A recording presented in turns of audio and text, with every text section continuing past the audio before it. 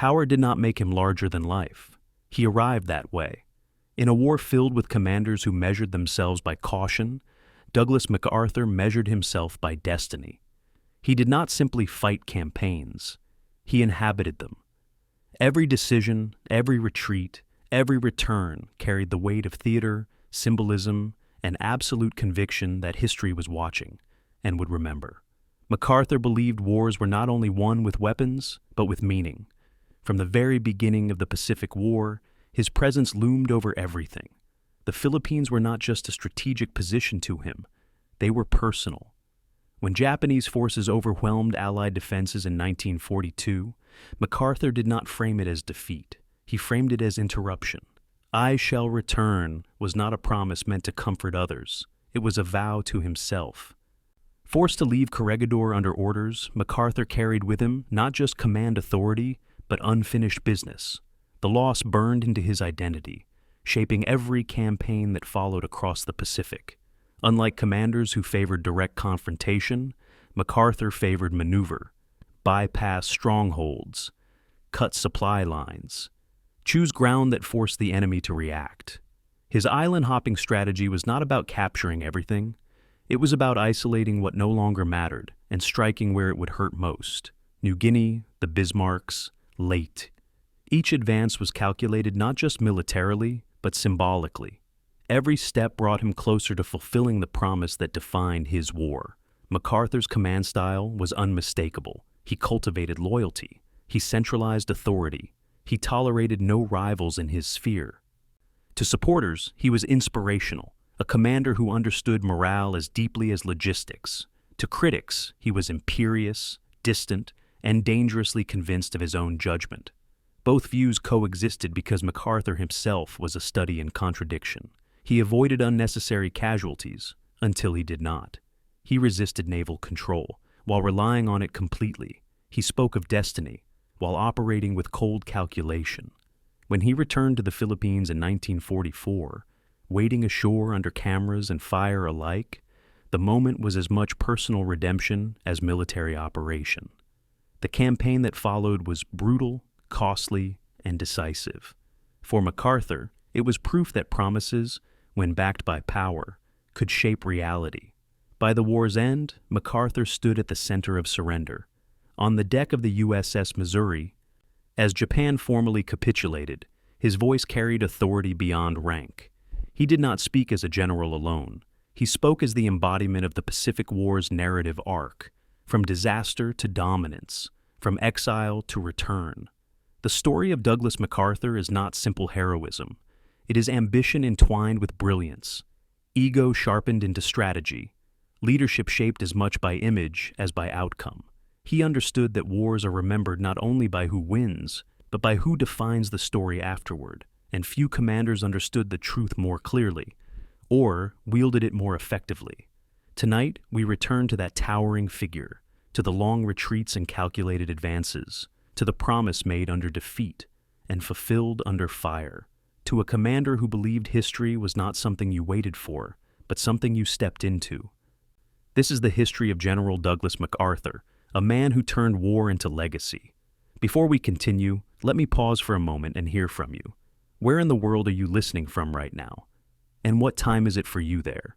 Is this part of a late night unwind, a quiet morning, or a rare moment carved out just for history? And if these long, steady journeys through the past help you slow down, reflect, or feel grounded, I hope you'll consider subscribing. Every subscription helps keep this space alive, a place for calm, in-depth storytelling without noise or rush. Settle in. This is the story of Douglas MacArthur, January 26, 1880. Little Rock Arsenal, Arkansas Territory. Artillery drills thunder across the frozen parade ground as Mary Pinckney MacArthur cradles her newborn son, Douglas. The crash of howitzers becomes his lullaby. The smell of gunpowder, his first perfume. Outside the nursery window, soldiers march in rigid formation, their breath forming clouds in the winter air. This child, born on an army post to a father who won the Medal of Honor, will never know a life outside the military. He will never question whether greatness is his destiny. The question that will haunt him, that will drive every decision of his extraordinary life, is simpler and more terrible. Will I be greater than my father? Arthur MacArthur Sr. stands as a monument to impossible expectations. At 18 years old, barely old enough to shave, he seized a Confederate battle flag at Missionary Ridge during the Civil War, leading his regiment up a slope so steep that soldiers pulled themselves forward by grabbing tree roots. The bullet that should have killed him instead tore through his shoulder, and he kept climbing. 25 years later, in 1893, the War Department finally awarded him the Medal of Honor for that moment of adolescent fury disguised as courage. Young Douglas watches the ceremony at Fort Sam Houston, Texas, sitting in the front row as his father receives the nation's highest honor for an act of valor performed before Douglas was even born. The boy is 13. He understands immediately that he must not merely equal this achievement, he must surpass it. The weight of that understanding will bend his entire life into a shape both magnificent and monstrous. Mary Pinckney MacArthur, called Pinky by those brave enough to use the nickname, decides her son's fate with the certainty of prophecy.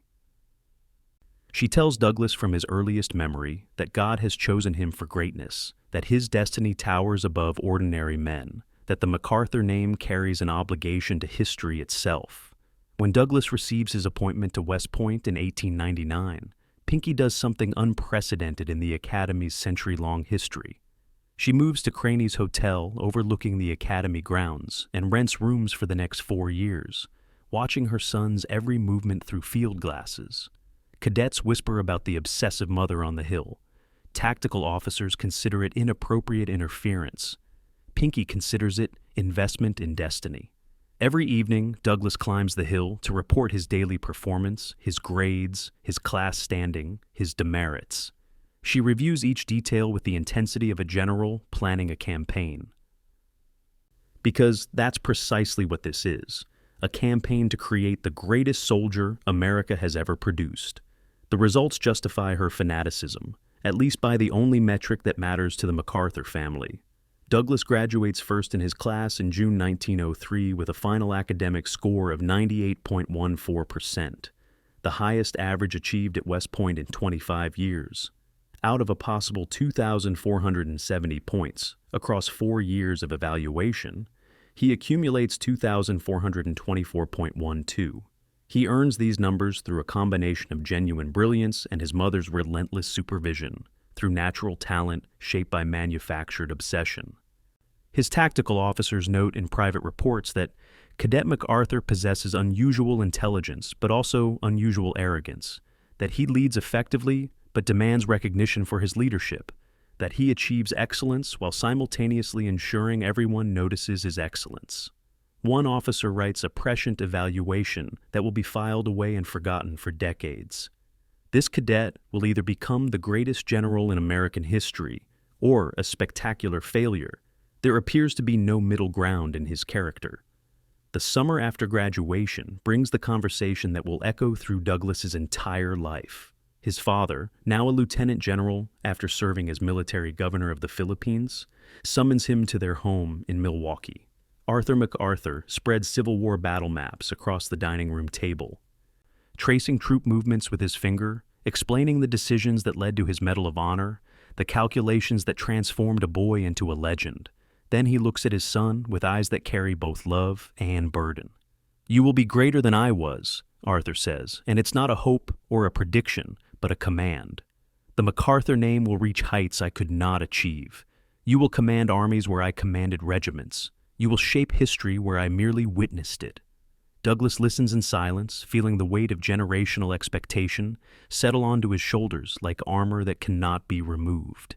He is 23 years old. He has not yet heard a shot fired in anger, but he already knows that ordinary greatness will never be enough, that matching his father's achievements would constitute failure, that the only acceptable outcome is to eclipse every military figure in American history.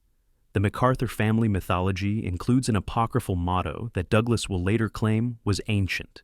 In the beginning, God created the heaven and the earth, and then created MacArthur. Whether the family actually used this blasphemous joke or Douglas invented it later becomes irrelevant. It captures the essential truth of how he was raised, the fundamental assumption that shaped his psychology. The MacArthurs were not like other families. Their bloodline carried martial destiny the way royal bloodlines carried political power. Douglas grows up believing this not as arrogance, but as observable fact, as obvious as gravity or mathematics. When other boys play soldiers, they pretend to be heroes. Douglas plays soldiers knowing he will actually become one. When other cadets at West Point study military history, they learn about great commanders. Douglas studies them as predecessors, as men he will eventually be compared against, as competition across time itself. This upbringing creates a psychological complexity that will fascinate and frustrate everyone who serves with MacArthur for the next 6 decades. He possesses genuine brilliance. His tactical mind operates at a level that consistently impresses even his enemies. But he cannot separate his achievements from his need for recognition of those achievements. He leads courageously in battle, but ensures photographers are present to document his courage. He makes brilliant strategic decisions, but writes the communiques describing those decisions in ways that emphasize his personal role. Critics will later accuse him of vanity, of narcissism, of caring more about his reputation than his responsibilities. They will be both right and wrong. MacArthur's need for glory is not separate from his military effectiveness, but intrinsic to it, the fuel that powers his extraordinary energy, the motivation that drives his willingness to take risks other commanders avoid. His father's shadow extends beyond expectations into direct career impact. Arthur MacArthur's service as military governor of the Philippines from 1900 to 1901 creates both opportunity and complication for Douglas's future. Arthur clashes spectacularly with civilian governor William Howard Taft, arguing that military authority should supersede civilian control in occupied territories, that soldiers understand power in ways politicians never can. The War Department sides with Taft. Arthur's career effectively ends, his influence curtailed, his recommendations ignored. He watches civilian politicians override military judgment and settles into bitter retirement, convinced that America's greatest weakness is its inability to let warriors make war decisions without interference from men who have never seen combat. Douglas absorbs these lessons, stores them like ammunition. When he faces his own conflicts with civilian authority decades later, his father's ghost will whisper that soldiers know best, that politicians are obstacles to victory, that a commander's judgment should not be questioned by men sitting safely in Washington. The relationship between Douglas and Pinky becomes even more intense after Arthur's death in 1912. She moves in with Douglas, occupying homes and apartments adjacent to every post where he serves. She is not merely a devoted mother, but a career manager, a political advisor, a guardian of the MacArthur mythology. When Douglas faces professional challenges, Pinky writes letters to congressmen, to generals, to anyone with influence. When his career advancement stalls, she orchestrates interventions from friends in high places. She lives until 1935, dying at age 84, having spent her entire adult life ensuring her son's greatness. Douglas is 55 when she dies, a 4-star general and military advisor to the Philippines, and he weeps like a child at her funeral.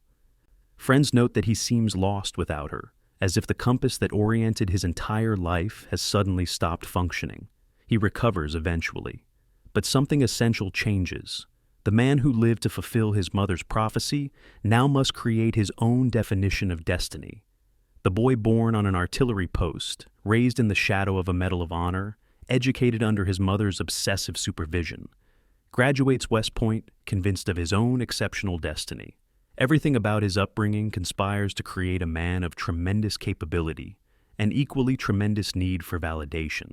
He will become one of the most brilliant military commanders America ever produces. He will also become one of the most controversial, most self-promoting, most insubordinate. These contradictions don't coexist despite his upbringing, but because of it. You cannot raise a child to believe he's destined for historic greatness without creating someone who demands recognition of that greatness. You cannot tell a boy he must surpass his Medal of Honor father without creating a man who sees himself as operating on a plane above ordinary military discipline. The seeds of MacArthur's genius and his ultimate downfall are planted in the same soil, fed by the same obsessive cultivation. The question that will haunt his career, that historians will debate for generations, is whether his extraordinary achievements justified his equally extraordinary arrogance. But that question lies decades in the future, waiting for battlefields not yet imagined, for wars not yet fought, for decisions not yet made. February 26th, 1918, Lorraine Sector, France. Midnight darkness broken only by starlight and the distant glow of German artillery. A tall American officer wearing no helmet, carrying no weapon except a riding crop, climbs out of the trench and walks toward enemy lines. His staff officers hiss urgent warnings. German machine guns command these approaches. Snipers have killed 3 men in this sector since sunset. The officer, Colonel Douglas MacArthur, 38 years old, deputy commander of the 42nd Rainbow Division, ignores them. He walks upright across no man's land, while his men watch in disbelief. German flares burst overhead, turning night into day, silhouetting him perfectly for enemy marksmen. He doesn't crouch or run, he strolls, as if touring a garden. As if bullets obey some natural law that doesn't apply to men destined for greatness. He returns an hour later, having scouted German positions, having mapped their wire obstacles, having identified the weak points for tomorrow's raid. Not a shot fired in his direction. His men whisper that MacArthur is either the bravest officer in the American Expeditionary Force or clinically insane. The answer, they will learn, is both. The Rainbow Division earns its name from the diversity of its composition. National Guard units from 26 states representing every region of America, a deliberate symbol of national unity. But the men who serve under MacArthur tell a different story. They call themselves MacArthur's men because he has transformed their understanding of what leadership means. Traditional officers command from behind the lines, issuing orders from safe headquarters, appearing at the front only for inspections. MacArthur leads every significant operation personally, walking through artillery barrages without flinching, directing traffic during attacks while shells explode around him, maintaining an appearance of supernatural calm that either inspires his troops or makes them think he's lost his mind. He creates a personal uniform that violates every regulation, removes the wire stiffener from his officer's cap to give it a distinctive crushed look, wears no rank insignia, carries his riding crop instead of regulation weapons, wraps his neck in a turtleneck sweater his mother sent from America. Soldiers can identify MacArthur from half a mile away, which is precisely the point. The raid on German trenches in the Lorraine sector establishes his reputation for leading from the front. MacArthur personally plans the operation, personally conducts reconnaissance, personally leads the assault force over the top. The Germans fight desperately, knowing these trenches protect a crucial supply route. Hand-to-hand combat in the dark, bayonets and rifle butts, men killing each other in muddy holes barely wide enough for 2 bodies. MacArthur stands above the melee, directing his troops with hand signals, completely exposed to enemy fire, seeming to dare the Germans to shoot him. When the position falls and his men count casualties, they discover something extraordinary. The officers who stayed in cover and directed operations by shouting orders suffered the highest casualty rates. The men who followed MacArthur's suicidal charge suffered fewer losses. His tactic, attack so aggressively that you disrupt enemy fire discipline, move so fast that they can't adjust their aim, lead so visibly that your troops follow without hesitation, shouldn't work according to military doctrine. But it does work. Again and again and again. July 1918 brings Chateau Thierry, where MacArthur cements his legend through a combination of genuine heroism and careful documentation of that heroism. He volunteers to scout German positions at night, alone, walking miles behind enemy lines to observe their artillery placements and troop concentrations. He returns with intelligence that enables American forces to target their bombardment effectively. He receives his first Distinguished Service Cross for this mission. Then he personally writes the citation for his own medal, ensuring the language emphasizes his extraordinary courage, his disregard for personal safety, his lone wolf heroism. His superiors approve the citation without changes. This pattern, genuine bravery followed by self-promotional documentation, becomes his signature. Critics later accuse him of padding his record. They're not entirely wrong, but they miss the essential point. MacArthur performs acts of courage that legitimately merit recognition, then ensures that recognition arrives. He doesn't invent his heroism. He advertises it. The Meuse-Argonne offensive in September 1918 provides the ultimate test of MacArthur's leadership style and personal courage. The offensive represents America's largest operation of the war. Over 1 million American troops attacking through densely fortified German defenses. MacArthur's Rainbow Division receives orders to capture Côte de Châtillon, a heavily defended hill that commands the entire sector. German machine gun nests honeycomb the slopes, artillery pre-registered on every approach, barbed wire and depth. Military analysts consider the position nearly impregnable. MacArthur leads the assault personally, walking ahead of his troops, using his riding crop to point out objectives, standing upright while machine gun fire kicks up dirt around his boots. A German gas shell explodes nearby, washing him in mustard agent. The burning starts immediately. Skin, eyes, lungs. His staff begs him to evacuate for treatment. He refuses, continuing to command the assault while coughing blood, while his vision blurs, while chemical burns blister his skin. The Côte de Châtillon falls after 2 days of brutal fighting. MacArthur's brigade suffers over 500 casualties. He remains at the front throughout, refusing medical treatment until the objective is secured. November 1918, the war's final days, brings an incident that perfectly encapsulates MacArthur's genius and his fatal flaw. The city of Sedan holds enormous symbolic importance for France, the site of their humiliating defeat in the Franco-Prussian War, the place where Napoleon III surrendered. French commanders plan a triumphant entry to liberate the city as the war ends.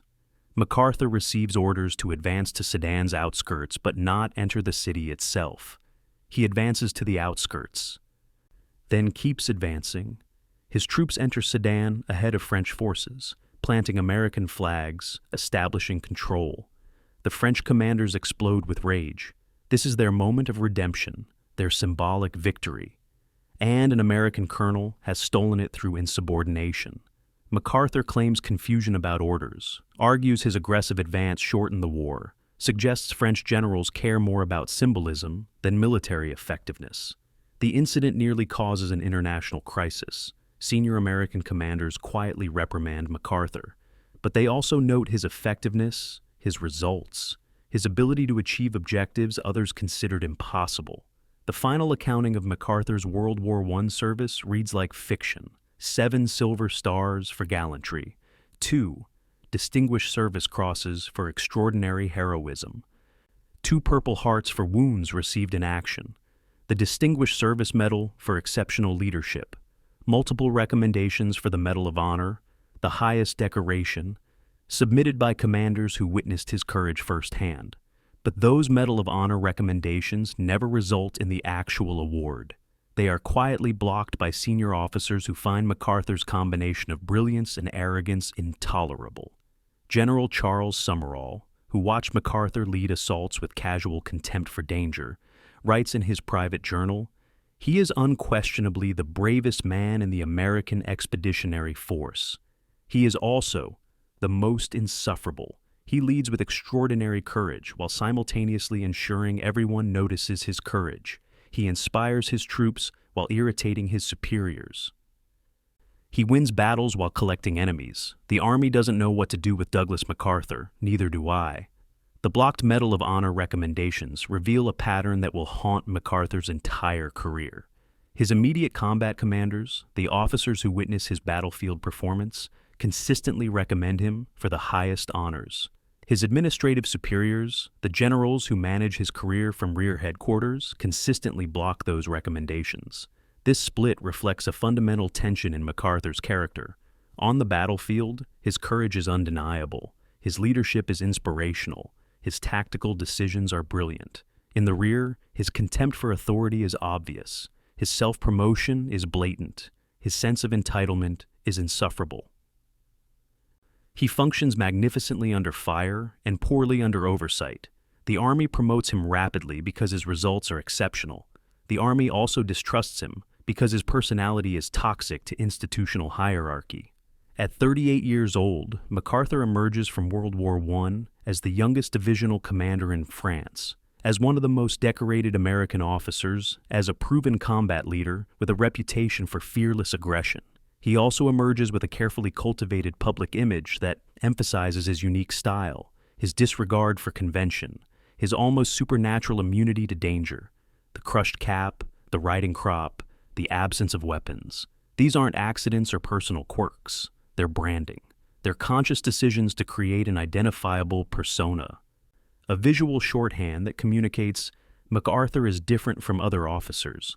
This combination of genuine achievement and theatrical self-presentation makes him simultaneously one of the Army's most valuable officers and one of its most problematic.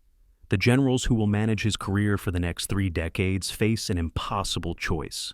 They can promote MacArthur and deal with his insubordination, or they can sideline MacArthur and lose access to his brilliance.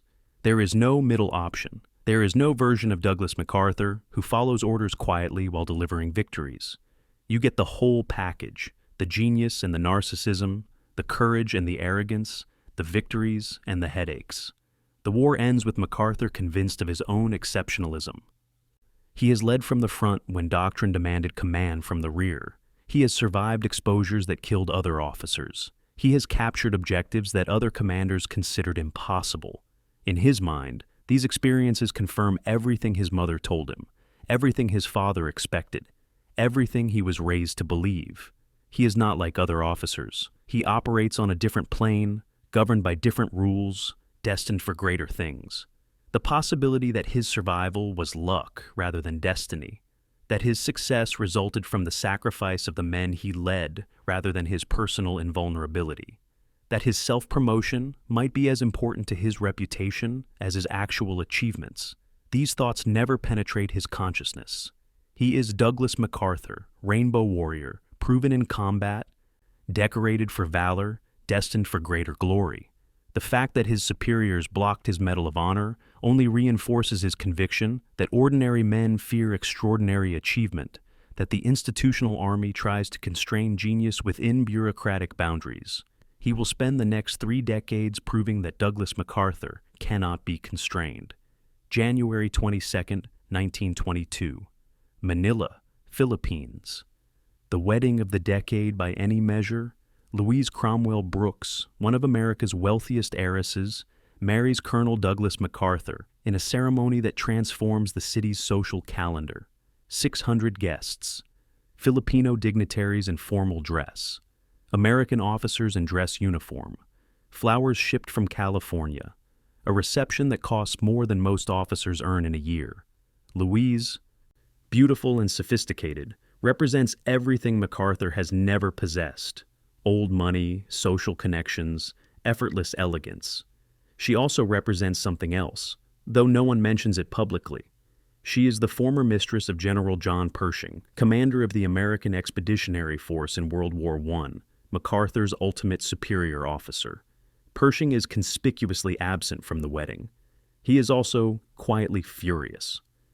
Over the next 8 years, as MacArthur climbs toward the Army's highest positions, Pershing will use every bureaucratic tool available to slow that climb.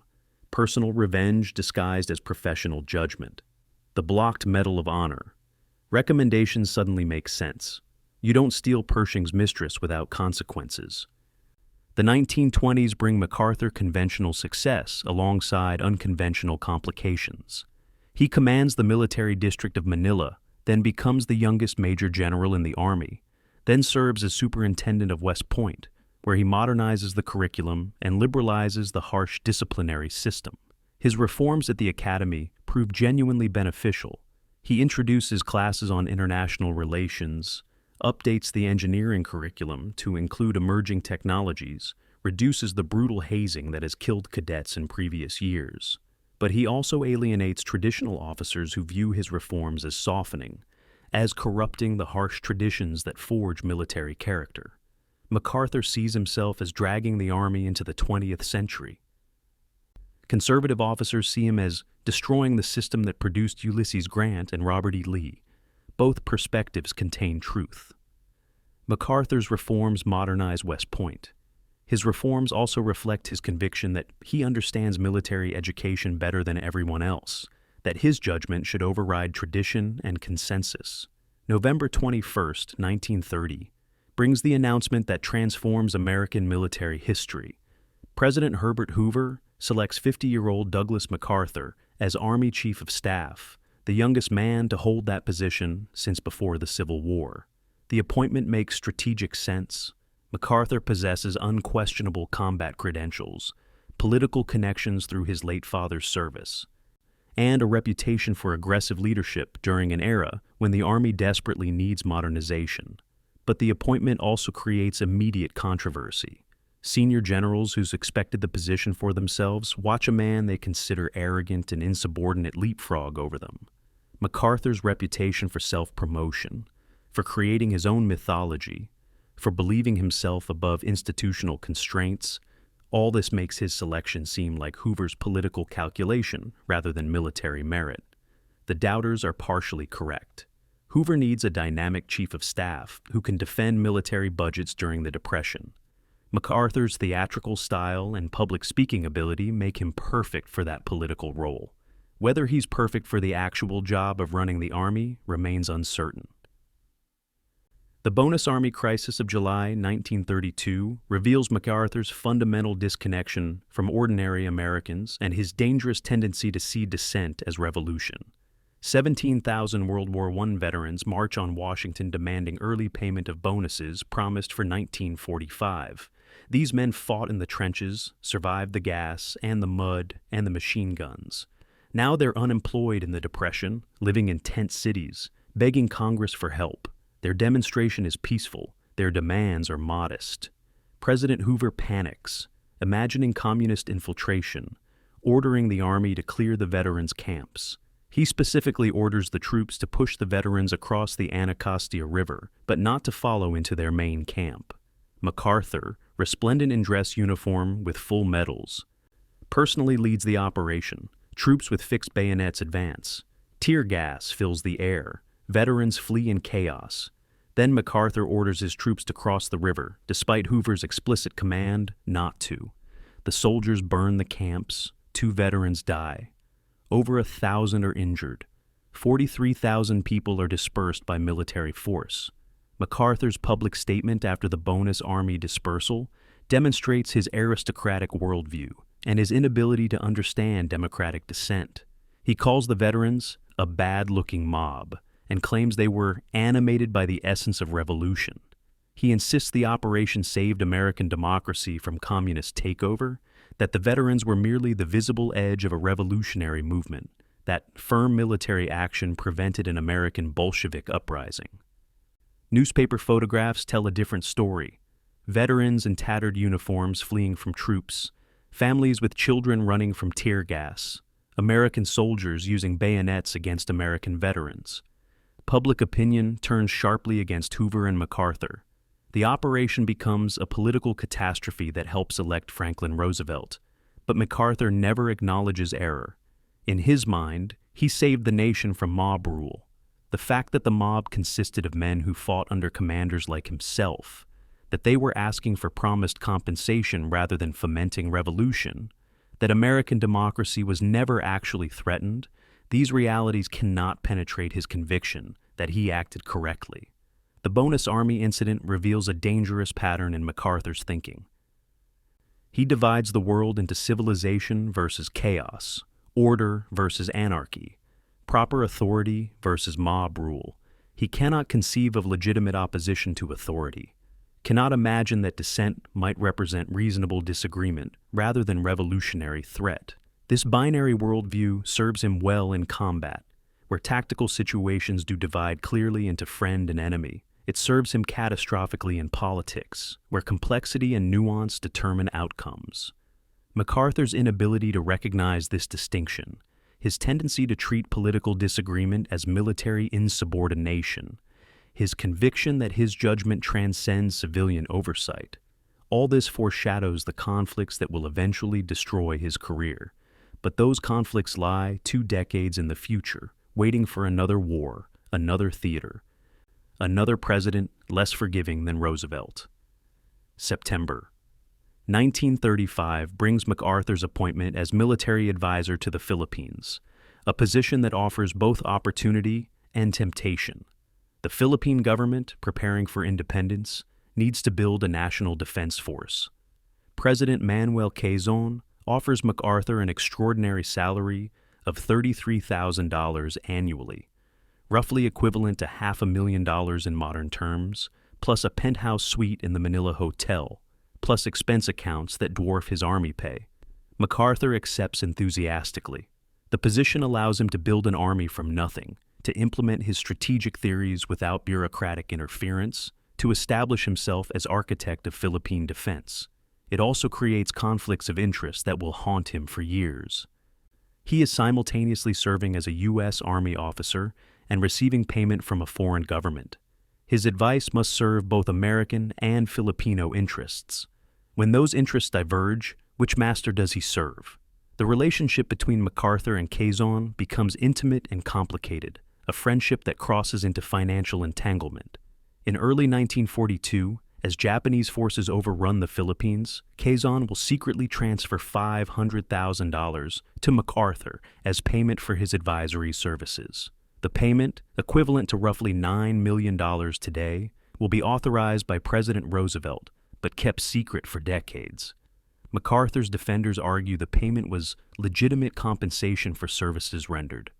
Critics argue it was a bribe, that MacArthur allowed personal financial interest to influence his military judgment about the Philippines' defensibility. The truth probably lies between extremes. MacArthur genuinely believed he could defend the Philippines. He also had overwhelming financial incentive to promote that belief, to keep his lucrative advisory position, to maintain the relationship with Quezon. Whether his strategic assessments were compromised by financial interest becomes impossible to determine. The money and the judgment are too entangled to separate. His mother's death in December 1935 removes the single most important influence on MacArthur's life, Mary Pinckney. MacArthur, 84 years old, dies in her sleep in the Manila Hotel penthouse she shares with her son. Douglas is devastated. He has lived with his mother or immediately adjacent to her for his entire adult life. She has orchestrated his career, defended his reputation, reinforced his conviction of destiny. Friends who visit MacArthur during his mourning period report that he seems lost, that he wanders the penthouse talking to her ghost, that he questions for the first time whether his achievements justify her faith. The grief passes eventually, but something fundamental changes. For 55 years, MacArthur has lived to fulfill his mother's prophecy. Now he must create his own prophecy, define his own destiny, prove his greatness to himself rather than to her. This psychological shift, subtle but profound, makes him simultaneously more independent and more reckless. He no longer has his mother's judgment to temper his own. He no longer has her presence to remind him that greatness requires both achievement and humility. MacArthur's interwar career creates a paradox that will define his World War II service. He has proven himself capable of genuine brilliance and genuine leadership. He has also proven himself incapable of accepting criticism, incapable of following orders that conflict with his judgment, incapable of recognizing the boundaries between civilian and military authority. The Army promotes him to its highest position because his talents are extraordinary. The Army also fears him because his ego is equally extraordinary. This tension between utility and danger, between brilliance and insubordination, makes MacArthur simultaneously invaluable and toxic. When war comes, when the nation desperately needs talented commanders, these contradictions will be tolerated, but only until the emergency passes, only until his usefulness no longer outweighs his difficulty. The clock is already ticking toward his eventual confrontation with civilian authority. He just doesn't know it yet, or perhaps he knows it and doesn't care. Perhaps he believes, as his mother taught him, that men of destiny operate above the rules that constrain ordinary officers. Perhaps he's right. Or perhaps he's building toward a catastrophic collision between his ego and American constitutional government. The next decade will answer that question. February 15th, 1936, Malacañan Palace, Manila. Douglas MacArthur unrolls a massive map across President Manuel Quezon's desk. Red arrows indicate defensive positions. Blue circles mark airfields. Black squares represent coastal fortifications. The map depicts the Philippine archipelago, transformed into an impregnable fortress. 7,000 islands defended by a citizen army that will make Japanese invasion impossible. MacArthur's presentation radiates confidence. He will train 400,000 Filipino troops. He will defend every beach. He will create such formidable defenses that Japan will never dare attack. Quezon, sophisticated enough to recognize grand promises, asks about cost. MacArthur waves the question away. Defense is priceless. The Philippines will be saved. Trust him. Quezon wants desperately to believe. The Philippines gains independence in 9 years. Without a strong military, they become easy prey for Japanese expansion. MacArthur's promise offers salvation. The fact that the promise is militarily impossible barely matters. Hope, even impossible hope, beats resignation. MacArthur's defensive plan for the Philippines rests on assumptions that would alarm any competent military analyst. He promises to create a citizen army of 400,000 troops within 10 years, trained to modern military standards, equipped with contemporary weapons, organized into effective combat divisions. The plan requires massive funding, extensive training facilities, weapons production or procurement on a scale the Philippine economy cannot support. He promises all this, while the actual results tell a different story. By 1941, after 5 years of effort, MacArthur has trained roughly 20,000 Filipino reservists. They drill on weekends, they lack modern weapons, they have no artillery, no tanks, limited ammunition. Most have never fired their rifles more than a handful of times. Their training consists of basic marching and simplified infantry tactics. The idea that these part-time soldiers could stop the Japanese army, battle-hardened from years fighting in China, equipped with modern weapons, supported by overwhelming naval and air power, qualifies as strategic delusion. The relationship between MacArthur and the Philippines becomes more than professional. It becomes psychological obsession. He has lived in Manila on and off since childhood, when his father served as military governor. He knows the streets, speaks basic Tagalog, considers Filipinos his people in a paternalistic way that seems progressive for the 1930s, but reveals colonial attitudes. He genuinely cares about Philippine independence and genuinely wants to protect the islands from Japanese aggression, but his emotional attachment clouds his military judgment. He cannot objectively assess the Philippines' defensibility because he cannot imagine abandoning this place that holds so much of his personal history. The same emotional connection that makes him committed to the mission makes him incapable of recognizing when that mission is impossible. This is the essential tragedy of MacArthur's Philippine defense planning. His love for the islands blinds him to their vulnerability. July 26, 1941, brings MacArthur's recall to active duty as commander of U.S. Army forces in the Far East. President Roosevelt, recognizing that war with Japan is increasingly likely, needs a senior commander with Philippine experience. MacArthur, at 61 years old, accepts the position with enthusiasm, bordering on messianic conviction. He cables General George Marshall, Army Chief of Staff, promising that he can defend the Philippines with adequate air power, send him heavy bombers, modern fighters, time to complete training of Filipino troops, and he will hold the islands indefinitely. Marshall, skeptical but desperate for good news, approves the plan. Over the next 4 months, the War Department ships MacArthur 50 B-17 heavy bombers and 100 P-40 fighters.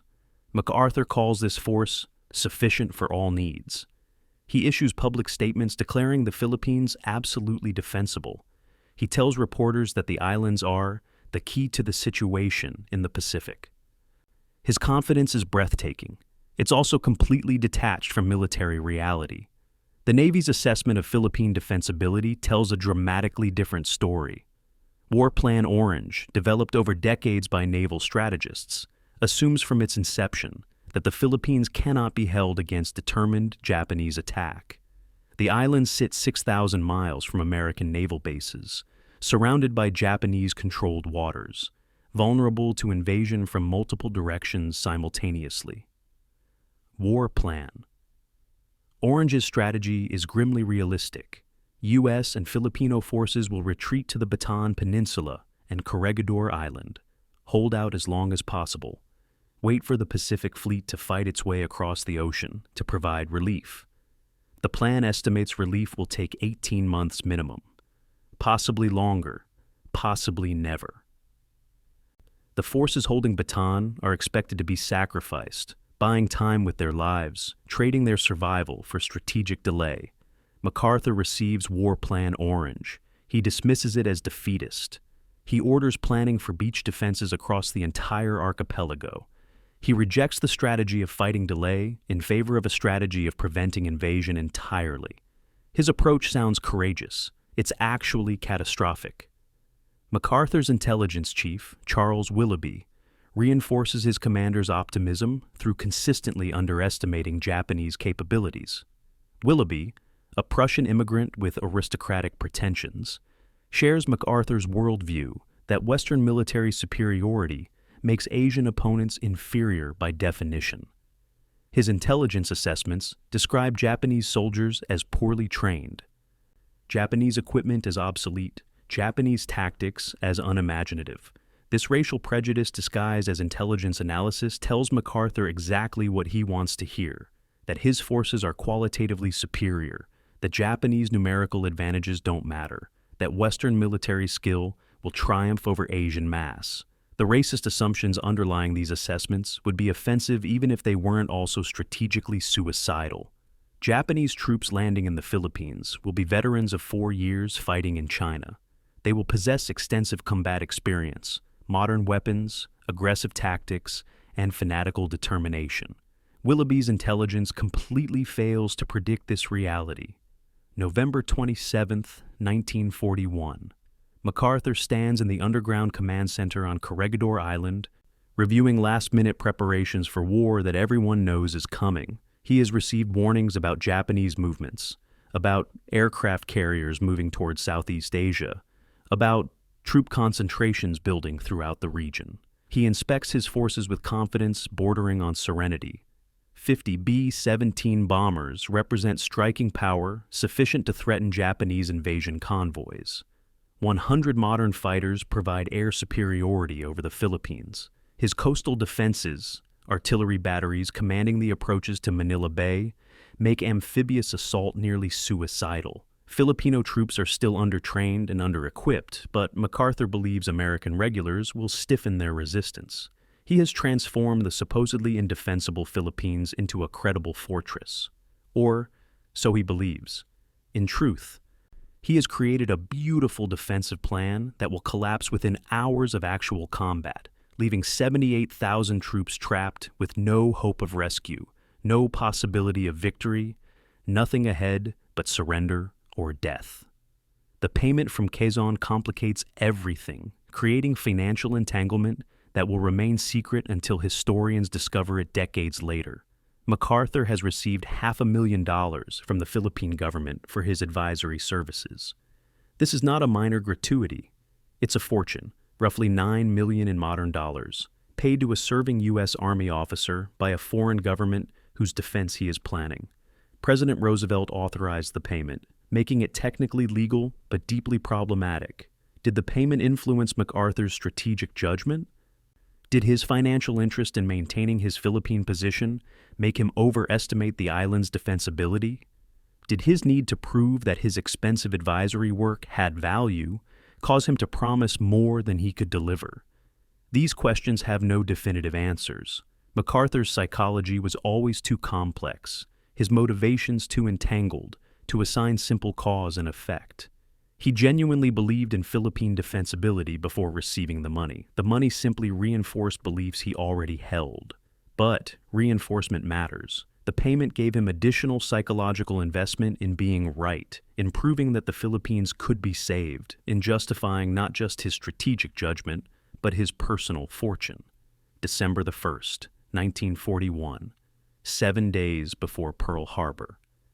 MacArthur reviews War Plan Orange one final time, reading the sections that describe retreat to Bataan, the sections that acknowledge the Philippines' ultimate indefensibility, the sections written by naval planners who understood the strategic situation with brutal clarity. He closes the binder and orders his staff to continue preparing beach defenses, to continue assuming that invasion can be prevented rather than merely delayed. This decision, to ignore decades of strategic planning in favor of his own assessment, to substitute hope for analysis, to believe that confidence can overcome geography and logistics, this decision seals the fate of everyone under his command. They don't know it yet. They see their commander's confidence and take comfort from it. They assume MacArthur knows something they don't, that his optimism reflects insider information about reinforcements or Japanese weakness or some strategic advantage they cannot perceive. They trust him. That trust will cost tens of thousands of them their lives. MacArthur's conviction that he can defend the Philippines is not entirely without military basis. If his B-17 bombers can attack Japanese invasion convoys at sea, they could inflict catastrophic damage. If his fighters can establish air superiority, they could disrupt Japanese air support for landing forces. If his coastal artillery can command the approaches to landing beaches, they could turn amphibious operations into slaughter. The plan could work. It requires everything to function perfectly, requires Japanese errors, requires luck and timing and coordination. But theoretically, it could work.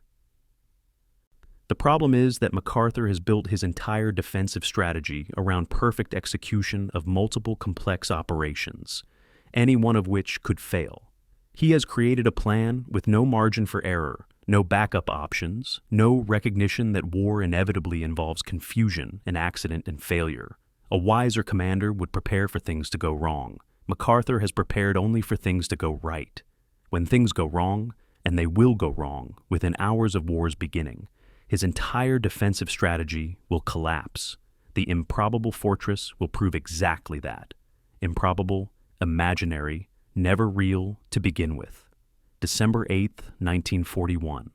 3 o'clock in the morning, Manila time. The phone rings in MacArthur's penthouse at the Manila Hotel. His aide, Colonel Richard Sutherland, delivers news that will change history. Japanese aircraft have attacked Pearl Harbor. The Pacific War has begun.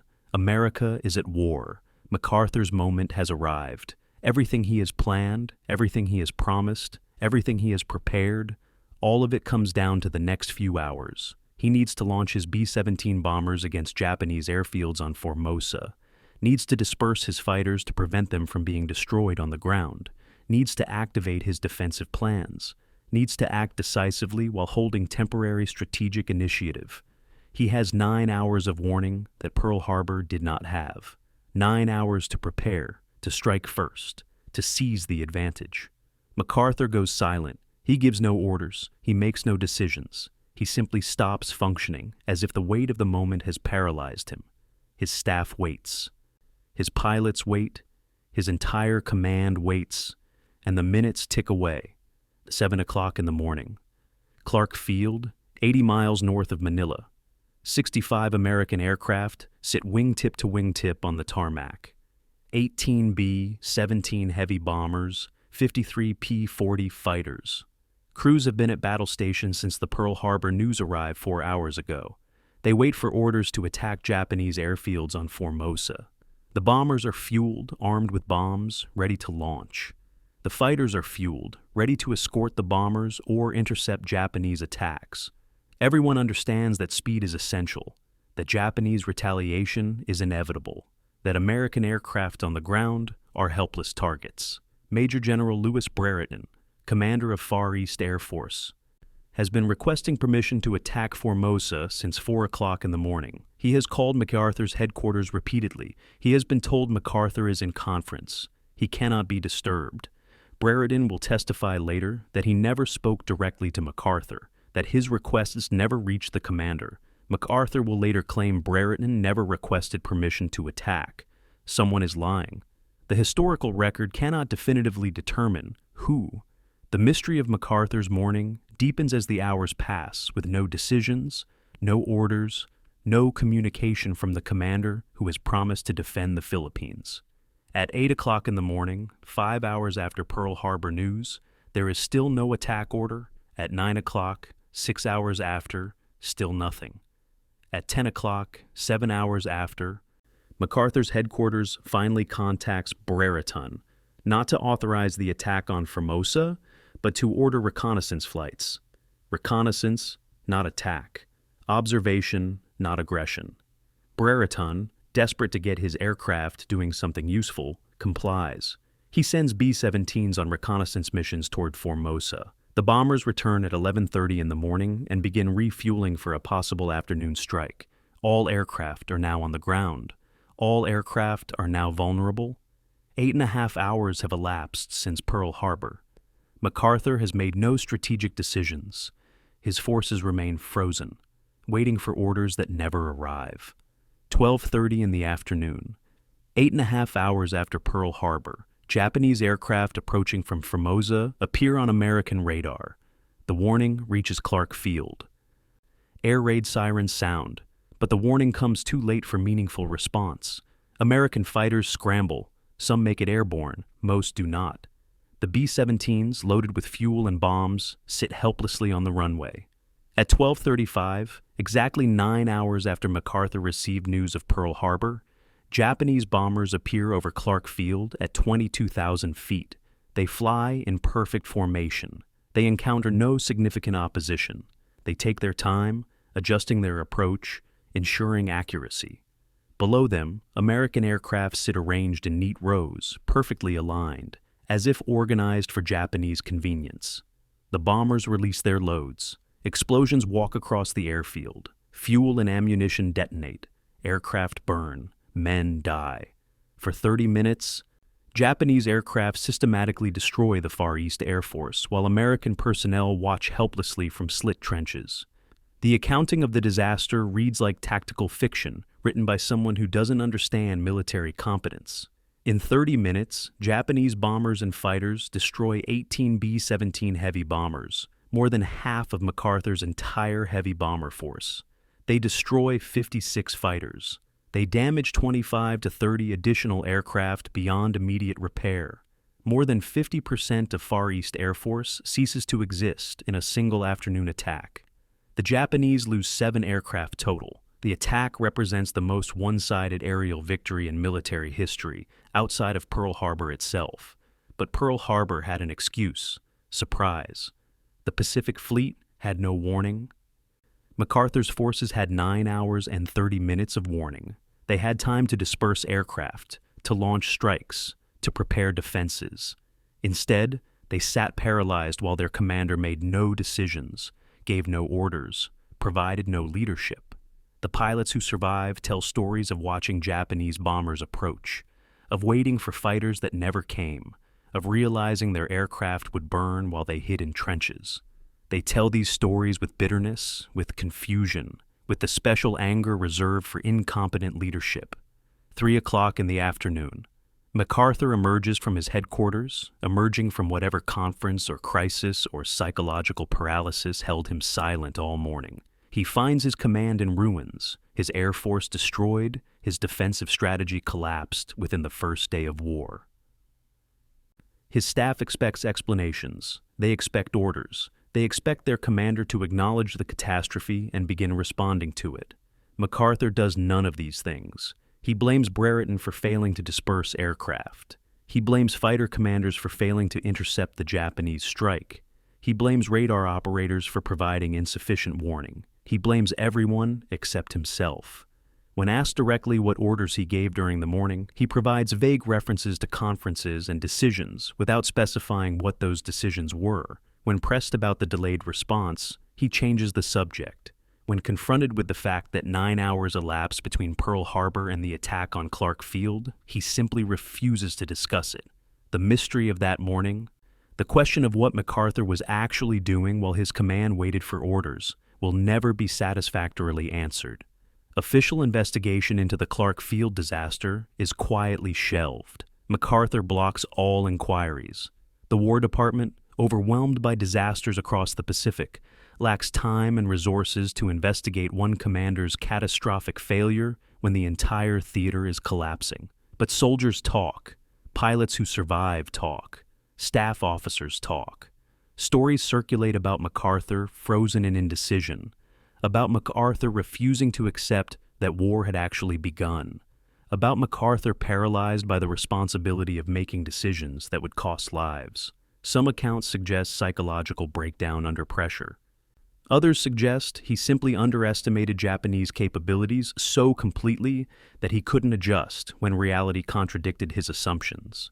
Still, others suggest he was waiting for more information, for clarification, for certainty that never arrives in war. Historians still debate the missing hours, still try to reconstruct what happened in MacArthur's headquarters that morning, still attempt to explain how the most decorated general in the army presided over a disaster that cost him his air force before the war was 12 hours old. The strategic implications of losing air superiority on day one cannot be overstated. MacArthur's entire defensive plan required air power to attack Japanese invasion fleets at sea, to disrupt amphibious operations, to provide reconnaissance of Japanese movements. Without air superiority, the Philippines are defenseless. Japanese bombers can now attack at will.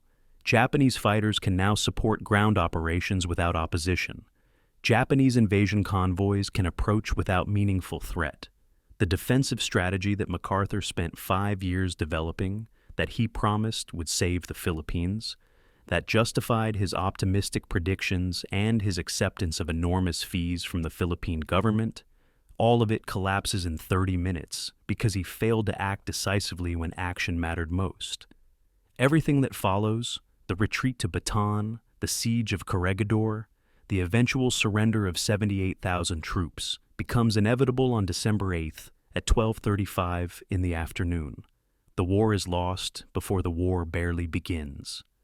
MacArthur's refusal to acknowledge responsibility for the Clark Field disaster establishes a pattern that will persist throughout the war. He accepts credit for victories while deflecting blame for defeats. He attributes success to his personal leadership while attributing failure to subordinates' incompetence. This psychological self-protection, this inability to confront his own mistakes, makes it impossible for him to learn from failure. And failing to learn from failure means he will repeat the same errors. Overconfidence, underestimation of enemy capabilities, paralysis under pressure, inability to adjust plans when reality contradicts expectations. These patterns will appear again and again throughout the Pacific War. They will appear with nearly fatal consequences in Korea 9 years later. The seeds of MacArthur's eventual downfall are planted on the smoking ruins of Clark Field. He just doesn't recognize them. Or perhaps he recognizes them and cannot admit recognition, cannot acknowledge that the disaster resulted from his failure, cannot reconcile the image of himself as military genius with the reality of what happened during those 9 missing hours. Either way, the pattern is established. MacArthur will be brilliant in some moments and catastrophically incompetent in others. The question for his subordinates becomes, which MacArthur will show up for the next battle? The genius or the disaster? There's no way to know until it's too late. January 6th, 1942. Manila. The city MacArthur has called home on and off for 40 years burns under Japanese bombardment. Smoke rises from the port district, from government buildings, from residential neighborhoods where Filipino families huddle in basements. MacArthur stands in his penthouse at the Manila Hotel, watching the city die.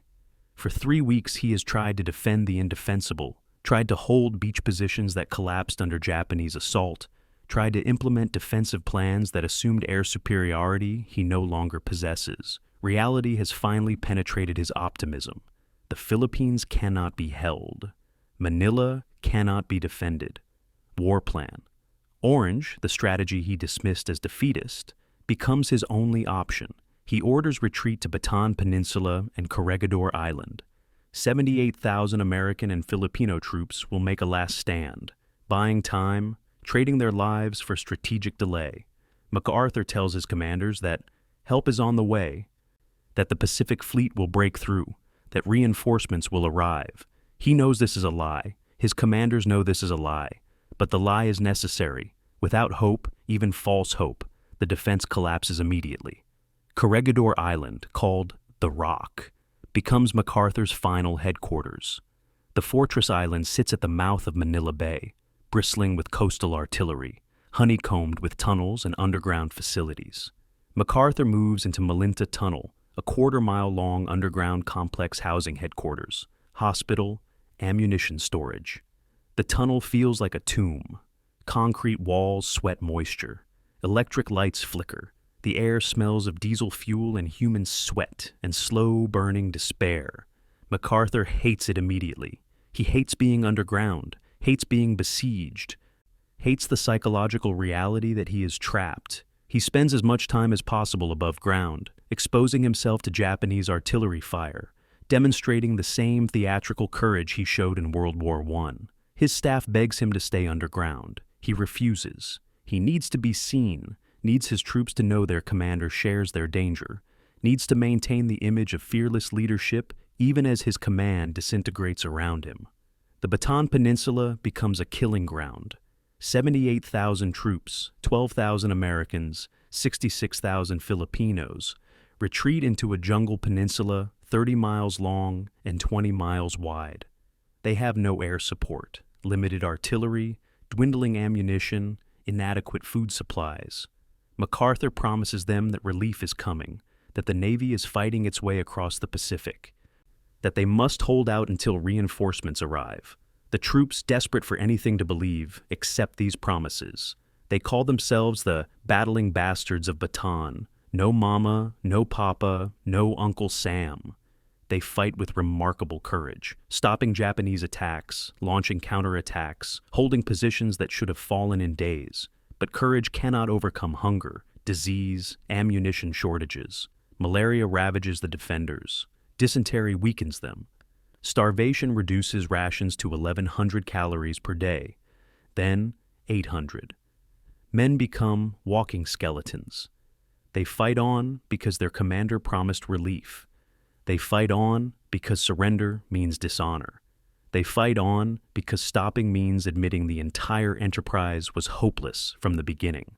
February 23, 1942. MacArthur receives a direct order from President Roosevelt. He is to evacuate to Australia immediately. His value as a symbol, as a voice of American determination, exceeds his value commanding a doomed garrison. Roosevelt frames it as strategic necessity. MacArthur understands it as abandonment. For 24 hours, he resists the order. He cables Washington arguing that he should stay with his troops, that a commander does not abandon his men, that evacuation would destroy morale. The War Department responds with brutal honesty. The troops on Bataan are already lost. Nothing MacArthur does will save them. But MacArthur himself still has military value. He represents experience, leadership, knowledge of the Pacific theater. The nation needs him alive more than it needs him dead on Corregidor. Roosevelt's order is unambiguous. Evacuate immediately. This is not a request. It is a command from the commander-in-chief. MacArthur finally accepts. But acceptance feels like betrayal. March 11th, 1942. 7:15 in the evening. Corregidor's South Dock. 4 PT boats idle in the water, engines rumbling quietly. MacArthur walks down the dock with his wife Jean, his 4-year-old son Arthur, his staff officers. 78,000 troops remain on Bataan and Corregidor. MacArthur is taking 19 people with him, his family, key staff officers, selected subordinates. The selection process was agonizing. Who deserves salvation? Who must be left behind? MacArthur recommended his field commander, General Jonathan Wainwright, for the Medal of Honor for staying. Now, MacArthur boards PT-41, settling into the cramped cabin with his family. The PT boat commander, Lieutenant John Bulkley, briefs MacArthur on the route, 560 miles through Japanese-controlled waters, past enemy patrol boats, past Japanese airfields, navigating by moonlight and instinct. The journey should take 2 nights. If they're detected, they'll be killed. The PT boats cast off, engines roaring to full power, racing south into darkness. The PT boat journey becomes legend, another chapter in the MacArthur mythology. 35 hours racing across open ocean in plywood boats designed for coastal patrol, not blue water navigation. Waves towering over the small craft. Japanese patrol boats passing close enough to see in the moonlight. MacArthur standing on deck despite danger. Despite seasickness that affects everyone else, maintaining his image of unshakable composure. The boats separate to reduce detection risk. MacArthur's boat develops engine trouble. They make emergency repairs while drifting in Japanese-controlled waters. They run out of fuel and must rendezvous with a submarine for refueling. Everything that can go wrong does go wrong. But somehow, impossibly, all 4 boats reach Mindanao in southern Philippines. From there, MacArthur transfers to a B-17 bomber for the flight to Australia. When he finally lands at Bachelor Field near Darwin, he has not slept in 2 days. He looks like hell, unshaven, uniform wrinkled, eyes bloodshot.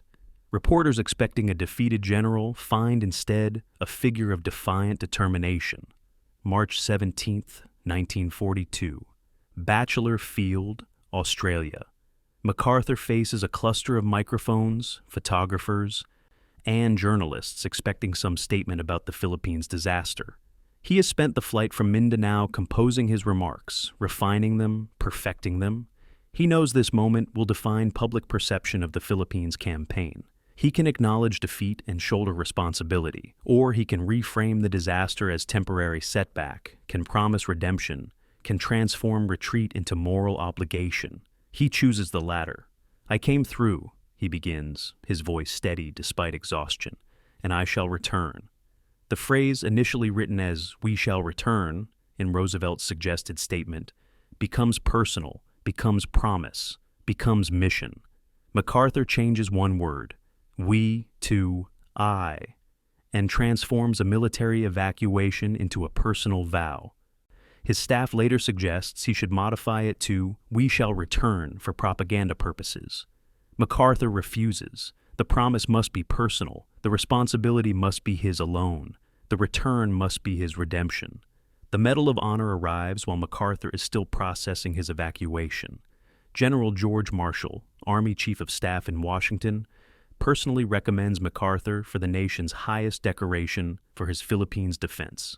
The citation praises his gallantry and intrepidity above and beyond the call of duty, and his utter disregard of personal danger under heavy fire. Marshall's recommendation, written while Bataan still fights before the final surrender, serves a political purpose. Roosevelt's administration needs MacArthur kept busy, kept out of America, kept from becoming a rallying point for the president's political opponents.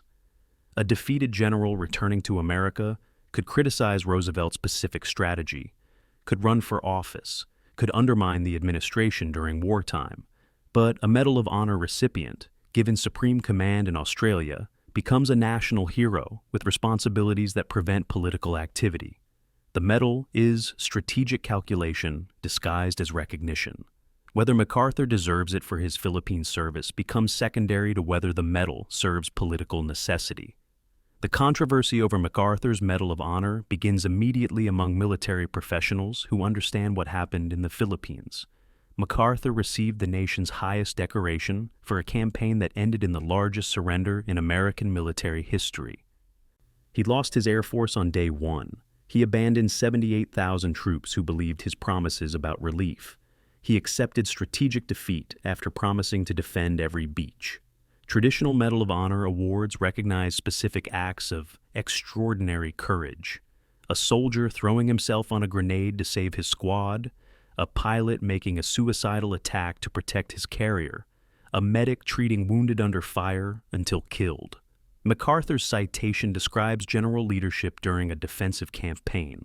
It mentions no specific moment of heroism, no particular action that risked his life to save others. Dwight Eisenhower, MacArthur's former aide now serving on Marshall's staff, writes in his private diary, "Medal of Honor, given to cover up his mistakes." Eisenhower understands the political calculation. He also understands that awarding the Medal of Honor for strategic defeat creates dangerous precedent.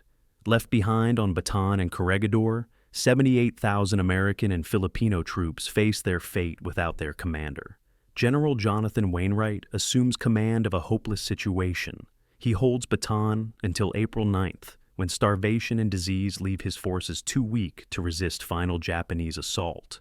12,000 Americans and 66,000 Filipinos surrender, beginning the Bataan Death March, a forced march of 65 miles in tropical heat, without food or water, with Japanese guards bayoneting anyone who falls.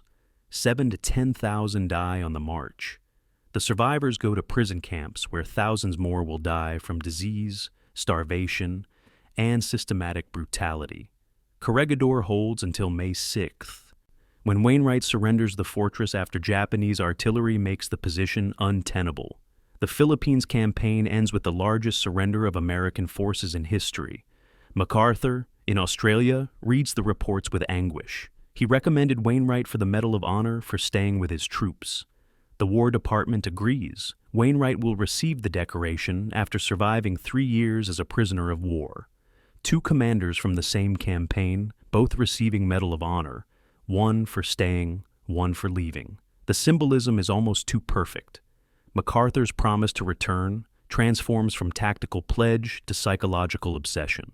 He cannot move forward without addressing the past, cannot achieve new victories while his most recent campaign ended in catastrophic defeat, cannot restore his reputation without fulfilling the vow he made at Bachelor Field. The promise becomes anchor and motivation simultaneously. It grounds his identity in redemption of a specific failure, but it also provides clear objective, unambiguous goal, measurable achievement that will prove his leadership was not permanently broken by the Philippines disaster. The problem, from Marshall's perspective, is that MacArthur's personal redemption might not align with optimal military strategy. Returning to the Philippines might not be the fastest way to defeat Japan, but MacArthur cannot accept this distinction. For him, returning to the Philippines is not optional strategy, but moral obligation. He promised 17 million Filipinos he would return. He promised the troops he abandoned. He promised himself. Those promises will shape Pacific strategy for the next 3 years, regardless of whether returning to the Philippines is strategically necessary. MacArthur will return because he said he would, because his reputation requires it, because his psychology cannot tolerate leaving that promise unfulfilled. The strategic debate about Pacific strategy, the argument about whether to bypass or liberate the Philippines, has already been decided in MacArthur's mind. Marshall and the Joint Chiefs just don't know it yet. February 1942. The Pentagon, Washington, D.C. General George Marshall sits in his office reviewing reports from the Pacific, each one worse than the last. Pearl Harbor crippled the Pacific Fleet. Wake Island fell after heroic defense. Guam surrendered. Hong Kong lost. Singapore, supposedly impregnable British fortress, will fall within days. The Philippines campaign collapses. Japanese forces advance everywhere, seemingly unstoppable, creating the impression that America is losing the war before barely beginning to fight.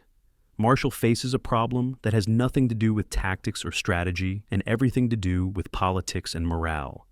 Douglas MacArthur, if allowed to return to America after presiding over the Philippines disaster, becomes a political weapon for Roosevelt's opponents. A defeated general with MacArthur's ego and public following could undermine the administration, could criticize Pacific strategy, could become a rallying point for isolationists and Roosevelt critics. Marshall needs to keep MacArthur busy, keep him valuable, keep him in the Pacific. The Medal of Honor provides the perfect solution. The MacArthur problem, as Marshall privately calls it, requires delicate handling. MacArthur cannot simply be relieved of command. His dismissal after the Philippines defeat would create a martyr, would generate accusations that Roosevelt is scapegoating commanders for his administration's failures. MacArthur cannot be brought back to America for reassignment. His presence would create media circus, would invite congressional testimony about the Philippines, would provide platform for his considerable talent for self-promotion. The only viable option is to give MacArthur new command in Australia, to frame his evacuation as strategic necessity rather than retreat, to keep him fighting in the Pacific, where he cannot undermine Roosevelt politically.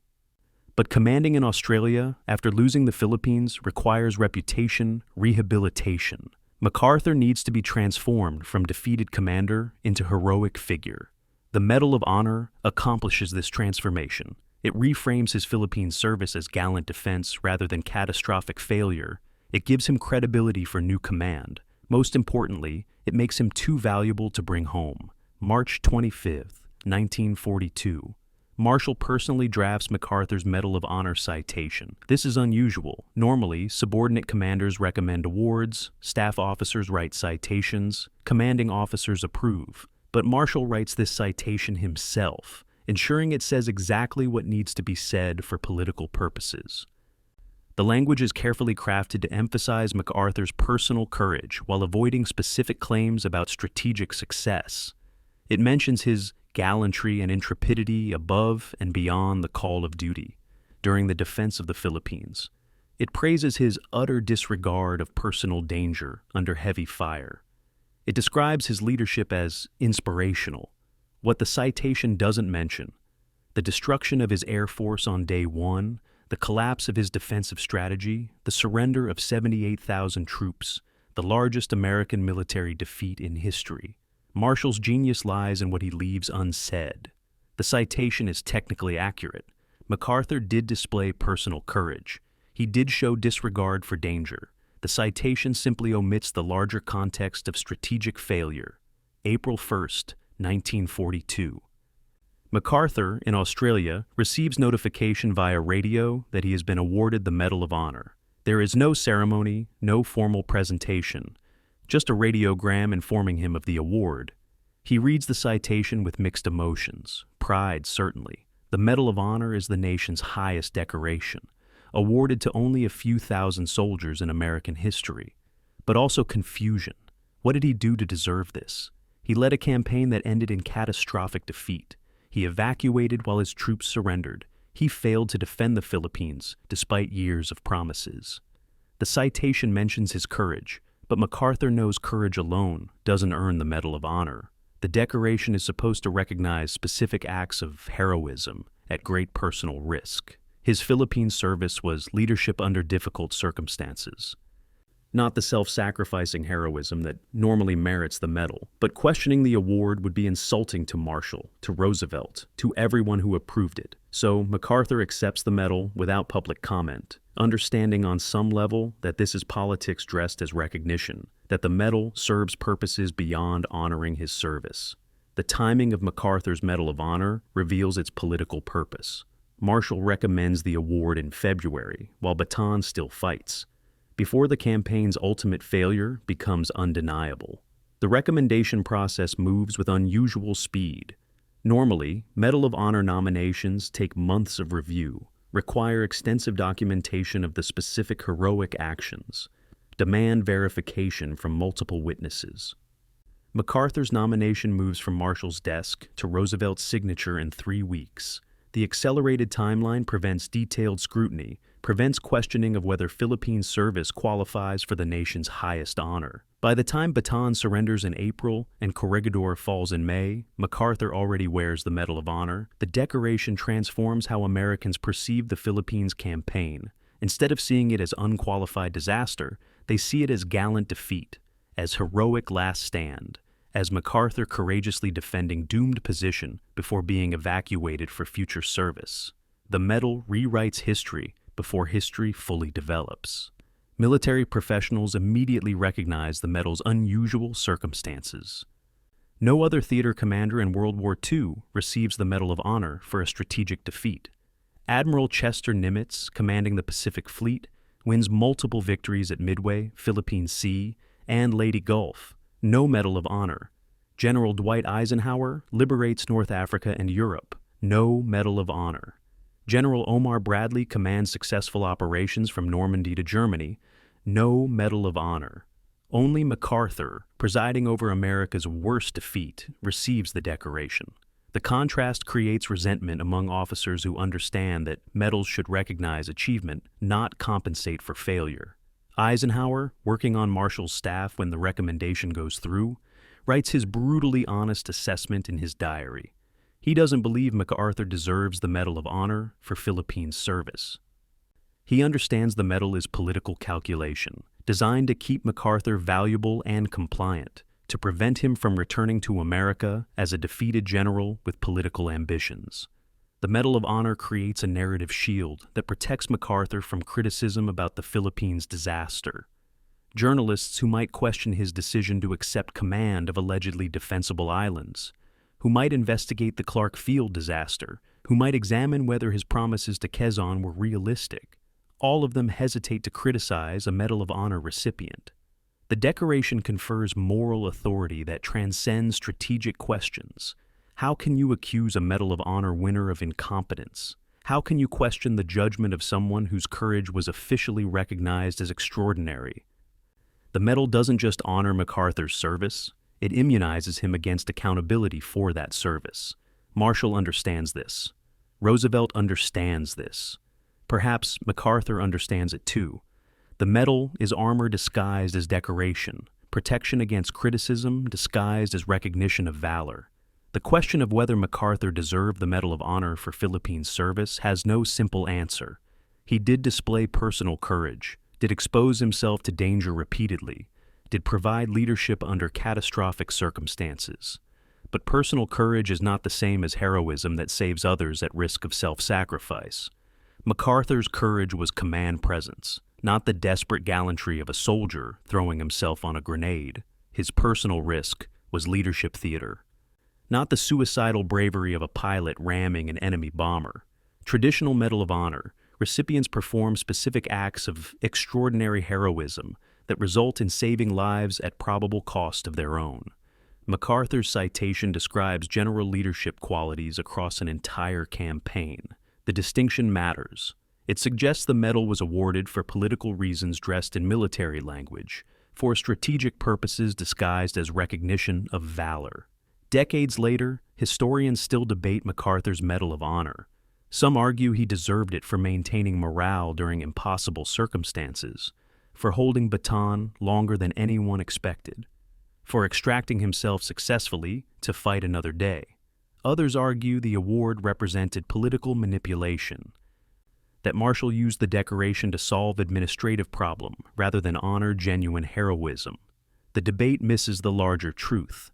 The Medal of Honor, regardless of whether MacArthur deserved it, accomplished exactly what Marshall intended. It kept MacArthur valuable. It kept him motivated. It kept him in the Pacific fighting Japanese forces instead of returning to America, fighting Roosevelt's administration. From Marshall's perspective, from Roosevelt's perspective, the medal was brilliant political strategy. Whether it was appropriate military recognition becomes secondary to whether it served its strategic purpose. And it did serve that purpose.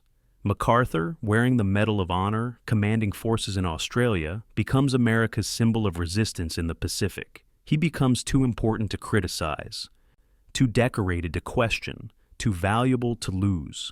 The medal transforms defeat into redemption arc, transforms retreat into promise of return, transforms the general who lost the Philippines into the general who will recapture them.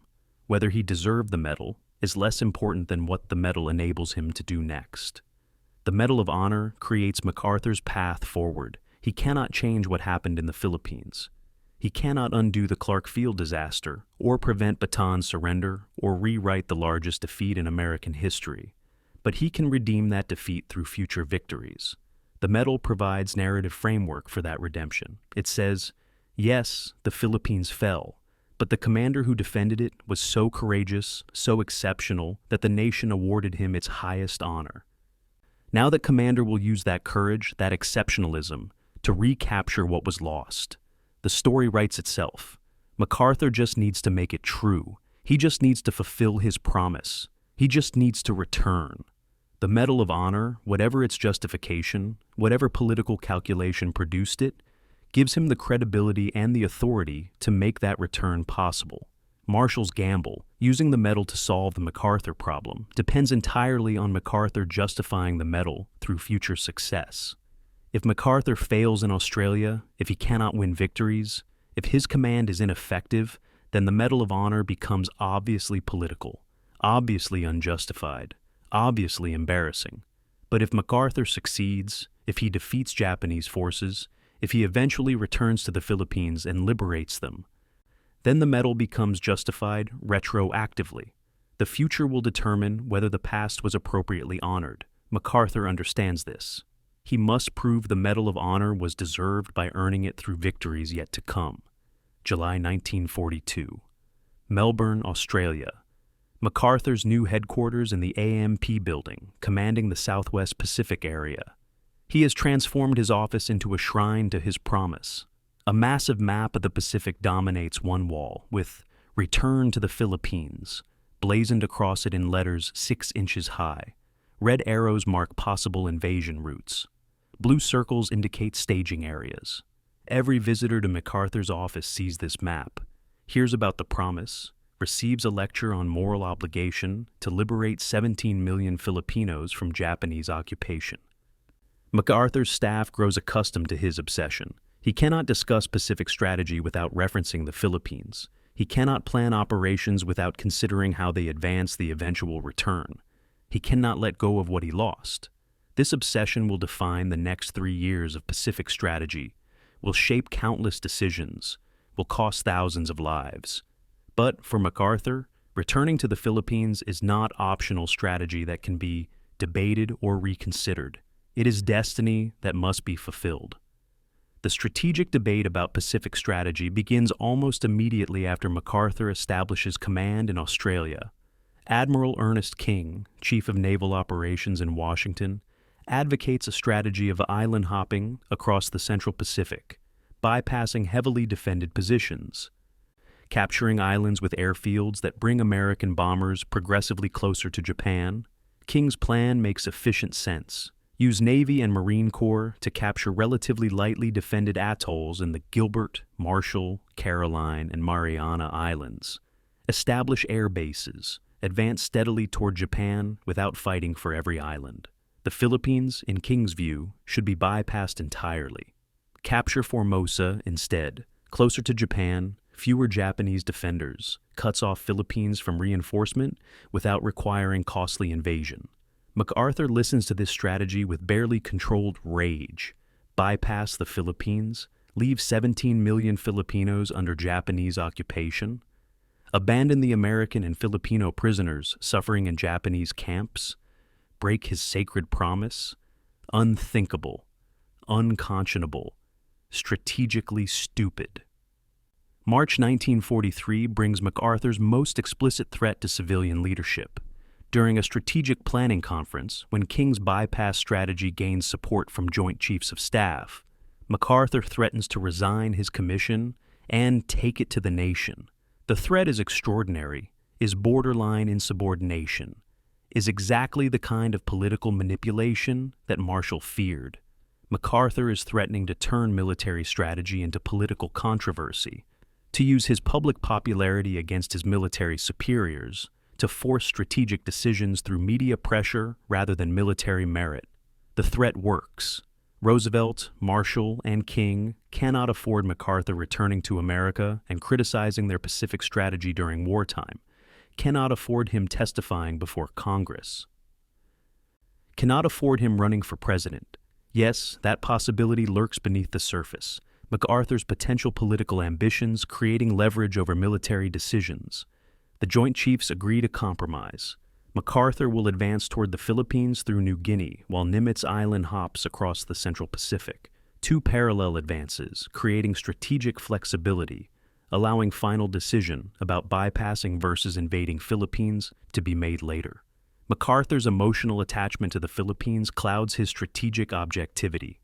He has lived there on and off since childhood. He commanded troops there, received awards there, maintained penthouse apartments there. His father governed there. His son was born there. He promised Quezon he would defend the islands, accepted $500,000 for advisory services, staked his reputation on Philippines' defensibility.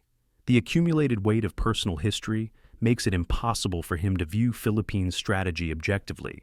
He cannot imagine that bypassing the islands might save months of time and thousands of lives, cannot consider that Formosa might serve American strategic interests better, cannot accept that his promise might have been politically useful propaganda that should not dictate grand strategy. In MacArthur's mind, liberating the Philippines is moral imperative that transcends strategic calculation. 17 million Filipinos believed his promise. American prisoners wait in Japanese camps, believing rescue will come. He personally vowed to return. Those obligations, in MacArthur's aristocratic worldview, outweigh logistical efficiency or casualty projections. September 1943, Port Moresby, New Guinea. MacArthur briefs journalists, planting stories about being forgotten compared to the European theater, suggesting that Washington allocates resources unfairly, implying that he could achieve more with proper support. The press campaign is deliberate, calculated to create public pressure for Philippines liberation, designed to make bypassing strategy politically untenable. MacArthur understands media manipulation better than any military commander of his era. He cultivates relationships with key journalists, provides access in interviews, shapes coverage through careful framing of issues. When he complains about being forgotten, newspapers run stories about the neglected Pacific Theater. When he emphasizes moral obligation to the Philippines, editorials question whether America should abandon allies. When he highlights the promise he made, public opinion demands that promises be kept. Marshall, watching from Washington, understands exactly what MacArthur is doing and cannot stop it. Censoring a theater commander's communications with press would create worse political crisis than allowing the manipulation to continue. January 1944 brings the decisive meeting.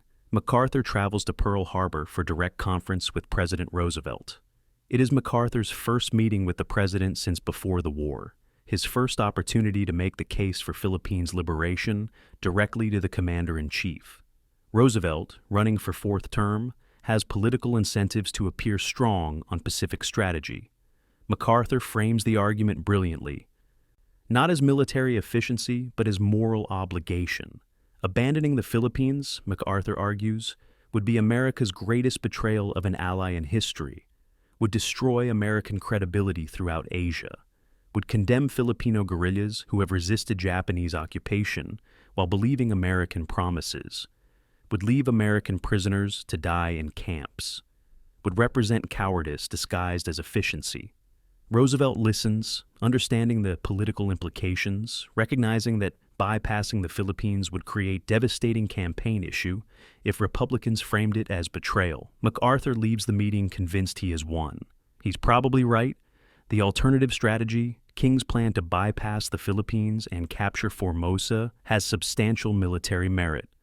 Formosa sits closer to Japan than Luzon, requires fewer troops to capture, possesses fewer Japanese defenders. Capturing Formosa cuts off the Philippines from Japanese reinforcement without requiring massive invasion. Blockade could then force Japanese garrison in Philippines to surrender without fighting. American forces could advance to Okinawa and Japan itself months earlier, potentially ending the war before hundreds of thousands die in Philippines' liberation. Navy analysts calculate that bypassing Philippines could save 6 to 12 months and cost 50 to 70,000 fewer casualties. But these calculations, however logical, cannot overcome MacArthur's promise, cannot compete with moral arguments about abandoning allies, cannot survive political reality that Roosevelt faces election, and cannot afford to be accused of leaving Americans and Filipinos to Japanese occupation. The strategic debate is decided less by military analysis than by political necessity and personal obsession. MacArthur's private statement to staff reveals how personally he views the Philippines question. "I dare not return to America without having accomplished my promise. I will be a disgraced man." The statement is remarkable for its honesty and its narcissism. MacArthur equates national strategy with personal redemption, sees liberation of 17 million people primarily through lens of his own reputation, cannot separate strategic questions from psychological need for vindication. But perhaps this psychological investment is precisely what makes MacArthur effective. Perhaps his emotional stake in Philippines' liberation drives the aggressive leadership, the risk-taking, the refusal to accept defeat that will eventually succeed. Purely rational commanders might calculate costs and benefits and conclude the Philippines should be bypassed. MacArthur's irrationality, his psychological need to fulfill the promise, makes him willing to pay costs that rational analysis would reject. The question historians still debate: did this obsession serve American interests or just MacArthur's ego? Did fulfilling the promise justify the casualties? Did liberating the Philippines meaningfully advance the war against Japan, or just advance MacArthur's narrative of personal redemption? Filipino guerrillas operating throughout the islands since Japanese conquest believe MacArthur's promise with touching faith. They conduct sabotage operations, gather intelligence, maintain radio contact with Australia, all while waiting for liberation that MacArthur assured them would come. Some military analysts argue that Japanese occupation, increasingly harsh as the war turns against Japan, would collapse without American invasion. Guerrillas control much of the countryside. Japanese forces concentrate in cities. Naval blockade could strangle Japanese supply lines. But MacArthur dismisses these arguments. Liberation must be military conquest, must be American forces returning as promised, must be visible demonstration that MacArthur keeps his word. The guerrillas deserve this. The Filipino people deserve this. And perhaps, most importantly, MacArthur deserves this. His psychology cannot accept the possibility that the Philippines might be liberated through blockade and guerrilla action, rather than through his triumphant return. His promise was personal. Its fulfillment must be equally personal. Navy calculations about Philippines invasion reveal the operation's massive scale. Retaking the islands will require over 500 ships committed for 6 months minimum. Troop commitment will exceed 200,000 soldiers. Air support will demand thousands of aircraft. Casualties are projected between 30 and 50,000 Americans. The operation will consume resources that could be used elsewhere, will delay advances toward Japan, will extend the war. But by mid-1944, the decision is essentially made. MacArthur will return to the Philippines because he promised he would. Because Roosevelt needs him to, for political reasons. Because abandoning the islands has become politically impossible, regardless of military logic. Strategic efficiency loses to moral argument, to political necessity, to personal obsession. MacArthur's promise, made on an airfield in Australia 30 months earlier, has become strategic reality that shapes Allied war planning. One general's vow, one man's need for redemption, one instance of personalizing military command. All of it combines to determine the fate of millions and the course of the Pacific War. Whether this is inspiring leadership or dangerous narcissism depends entirely on whether the liberation succeeds. February 1943, Operation Chronicle, Nassau Bay, New Guinea. Midnight. Landing craft. Approach a beach 70 miles behind Japanese front lines. No preliminary bombardment, no airstrikes. Complete surprise. Japanese forces at Salamaua, heavily entrenched, expect attack from the traditional direction. Allied forces advancing along the coast, grinding through prepared positions. Instead, MacArthur's troops land in their rear, cutting supply lines, establishing blocking positions, turning the entire defensive strategy inside out. It is MacArthur's first implementation of what will become his signature tactical innovation: bypass strong positions, land where the enemy isn't, let isolated garrisons wither while the offensive continues. The strategy reverses conventional military doctrine, which demands reducing enemy strong points before advancing. MacArthur's approach leaves strong points intact but irrelevant, starving them of supplies, ignoring them tactically, neutralizing tens of thousands of enemy troops without fighting them. It's brilliant, it's ruthless. It saves enormous numbers of Allied lives while condemning bypass Japanese garrisons to slow death by starvation and disease. The traditional approach to island warfare, demonstrated at Tarawa in November 1943, shows the alternative to MacArthur's strategy. Tarawa Atoll, 2.4 square miles of coral, 3 days of fighting. U.S. Marines assault heavily fortified positions and frontal attack. Japanese defenders fight to the death in bunkers and pillboxes. American casualties, over 3,400 killed and wounded. Japanese casualties, 4,800 killed, only 17 captured. The casualty rate, 1,400 Americans per square mile, is sustainable only if you must capture specific objectives. MacArthur studies Tarawa's butcher's bill and decides there's a better way. Don't assault fortified positions if you can bypass them. Don't fight for ground the enemy has prepared if you can land somewhere they haven't fortified. Use superior naval mobility to choose the battlefield, to avoid enemy strength, to exploit enemy weakness. The Navy initially resists this strategy, uncomfortable with leaving enemy garrisons behind, concerned about bypassed forces threatening supply lines.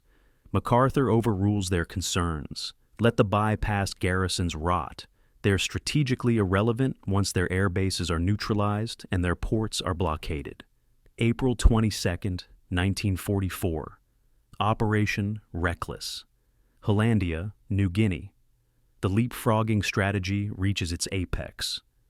MacArthur's forces land 500 miles beyond the Japanese front lines, bypassing 40,000 enemy troops at Wewak. Japanese commanders at Wewak prepare for assault that never comes, reinforce positions that will never be attacked, wait for invasion that leaps over them. At Hollandia, Allied forces encounter minimal resistance. Japanese had considered Hollandia too far behind the lines to be threatened, had garrisoned it lightly, had stored massive supplies there, assuming it was safe. 80,000 Allied troops land in overwhelming force. Japanese defenders, mostly support troops and service units, flee into jungle. The air bases fall within days. The supplies, food, ammunition, equipment fall intact into Allied hands.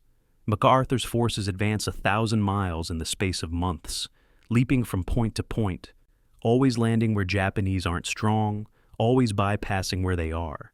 The campaign demonstrates military genius at its purest, achieving maximum strategic gain with minimum friendly casualties.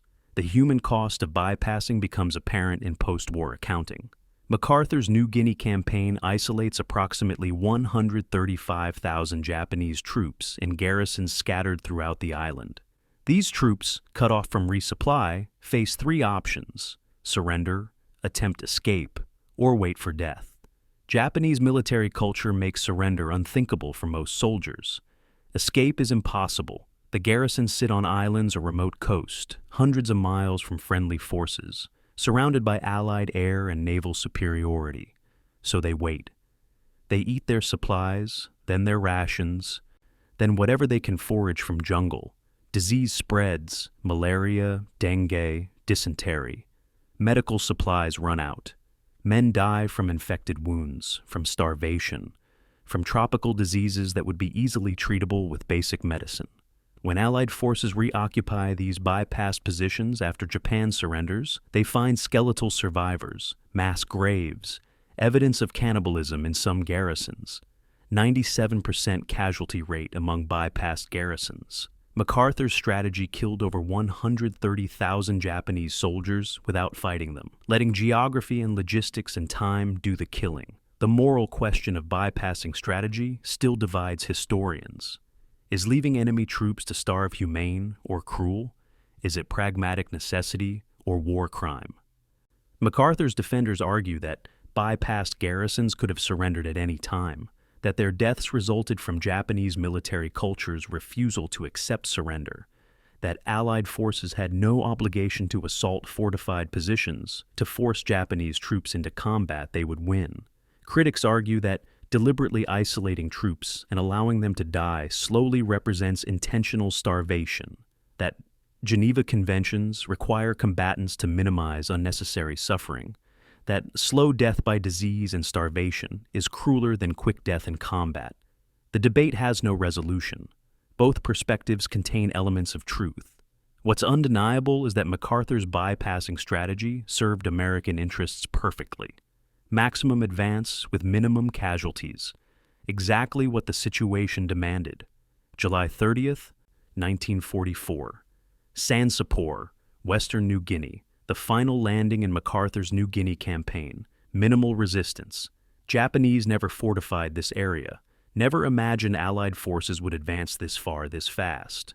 In 18 months, MacArthur's forces have advanced 1,000 miles, conducted 14 major amphibious operations, isolated 135,000 Japanese troops, suffered only 1,597 killed.